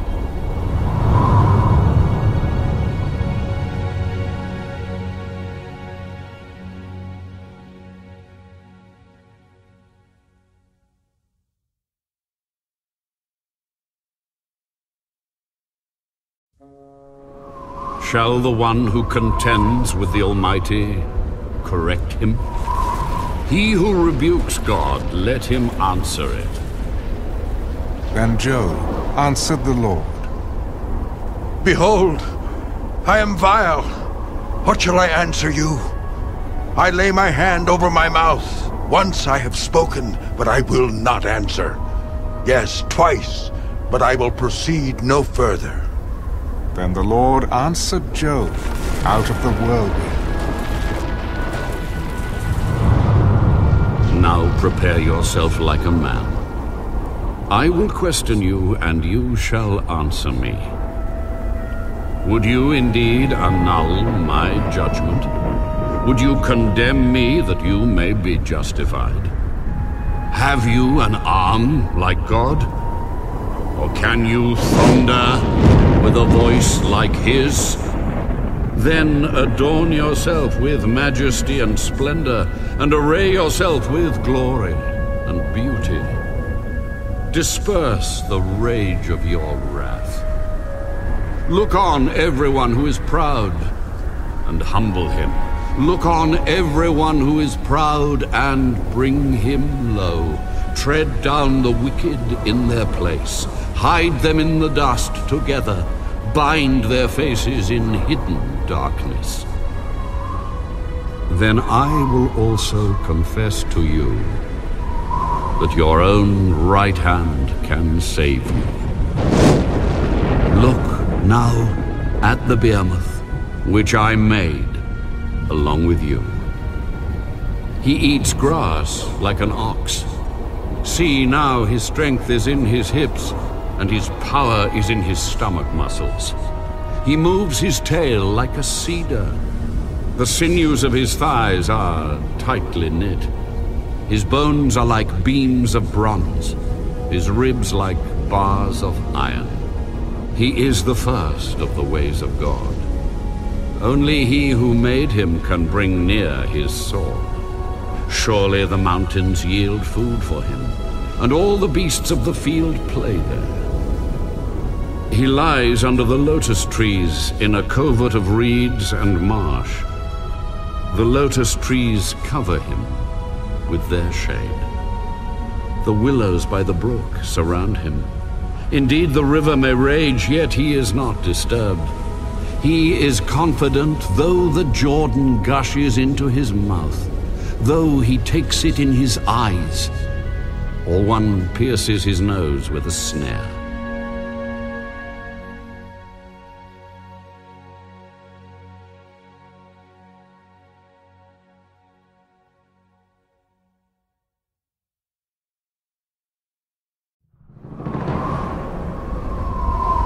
Can you draw out Leviathan with a hook, or snare his tongue with a line which you lower? Can you put a reed through his nose, or pierce his jaw with a hook? Will he make many supplications to you? Will he speak softly to you? Will he make a covenant with you? Will you take him as a servant forever? Will you play with him as with a bird? Or will you leash him for your maidens?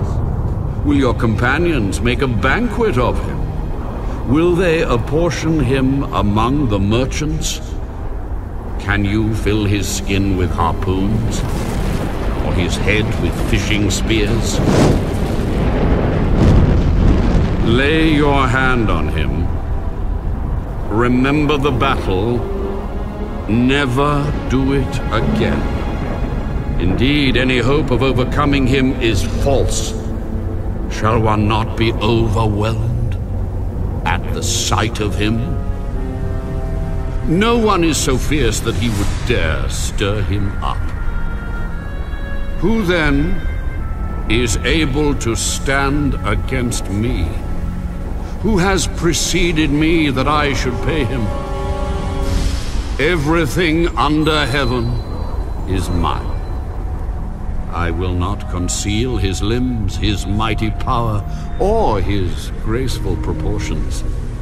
Who can remove his outer coat? Who can approach him with a double bridle? Who can open the doors of his face with his terrible teeth all around? His rows of scales are his pride, shut up tightly as with a seal. One is so near another that no air can come between them. They are joined one to another. They stick together and cannot be parted. His sneezings flash forth light, and his eyes are like the eyelids of the morning. Out of his mouth go burning lights. Sparks of fire shoot out. Smoke goes out of his nostrils as from a boiling pot, and burning rushes. His breath kindles coals, and a flame goes out of his mouth. Strength dwells in his neck, and sorrow dances before him. The folds of his flesh are joined together. They are firm on him and cannot be moved. His heart is as hard as stone, even as hard as the lower millstone. When he raises himself up, the mighty are afraid. Because of his crashings, they are beside themselves. Though the sword reaches him, it cannot avail, nor does spear, dart, or javelin. He regards iron as straw, and bronze as rotten wood. The arrow cannot make him flee. Sling stones become like stubble to him. Darts are regarded as straw. He laughs at the threat of javelins. His undersides are like sharp potsherds. He spreads pointed marks in the mire. He makes the deep boil like a pot. He makes the sea like a pot of ointment. He leaves a shining wake behind him. one would think the deed had white hair. On earth there is nothing like him which is made without fear. He beholds every high thing. He is king over all the children of pride.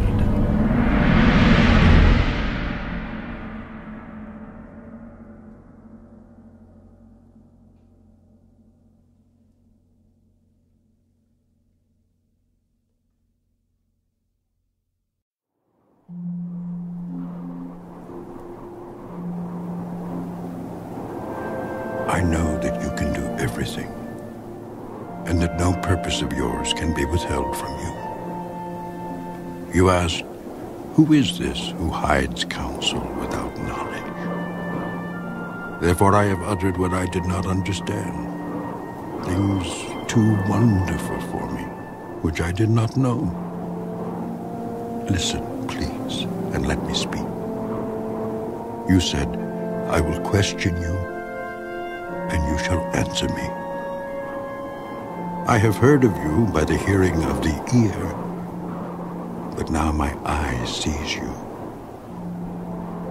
Therefore I abhor myself, and repent in dust and ashes. And so it was, after the Lord had spoken these words to Job, that the Lord said to Eliphaz the Temanite, My wrath is aroused against you and your two friends, for you have not spoken of me what is right, as my servant Job has. Now therefore, take for yourselves 7 bulls and 7 rams. Go to my servant Job, and offer up for yourselves a burnt offering. And my servant Job shall pray for you. For I will accept him, lest I deal with you according to your folly, because you have not spoken of me what is right, as my servant Job has. So Eliphaz the Temanite, and Bildad the Shuhite, and Zophar the Naamathite went, and did as the Lord commanded them, for the Lord had accepted Job. And the Lord restored Job's losses when he prayed for his friends. Indeed, the Lord gave Job twice as much as he had before. Then all his brothers, all his sisters, and all those who had been his acquaintances before came to him and ate food with him in his house. And they consoled him and comforted him for all the adversity that the Lord had brought upon him. Each one gave him a piece of silver, and each a ring of gold. Now the Lord blessed the latter days of Job more than his beginning. For he had 14,000 sheep, 6,000 camels, 1,000 yoke of oxen, and 1,000 female donkeys. He also had 7 sons and 3 daughters. And he called the name of the first Jemimah, the name of the second Keziah, and the name of the third Keren-Happuch. In all the land were found no women so beautiful as the daughters of Job, and their father gave them an inheritance among their brothers. After this, Job lived 140 years, and saw his children and grandchildren for 4 generations. So Job died, old and full of days.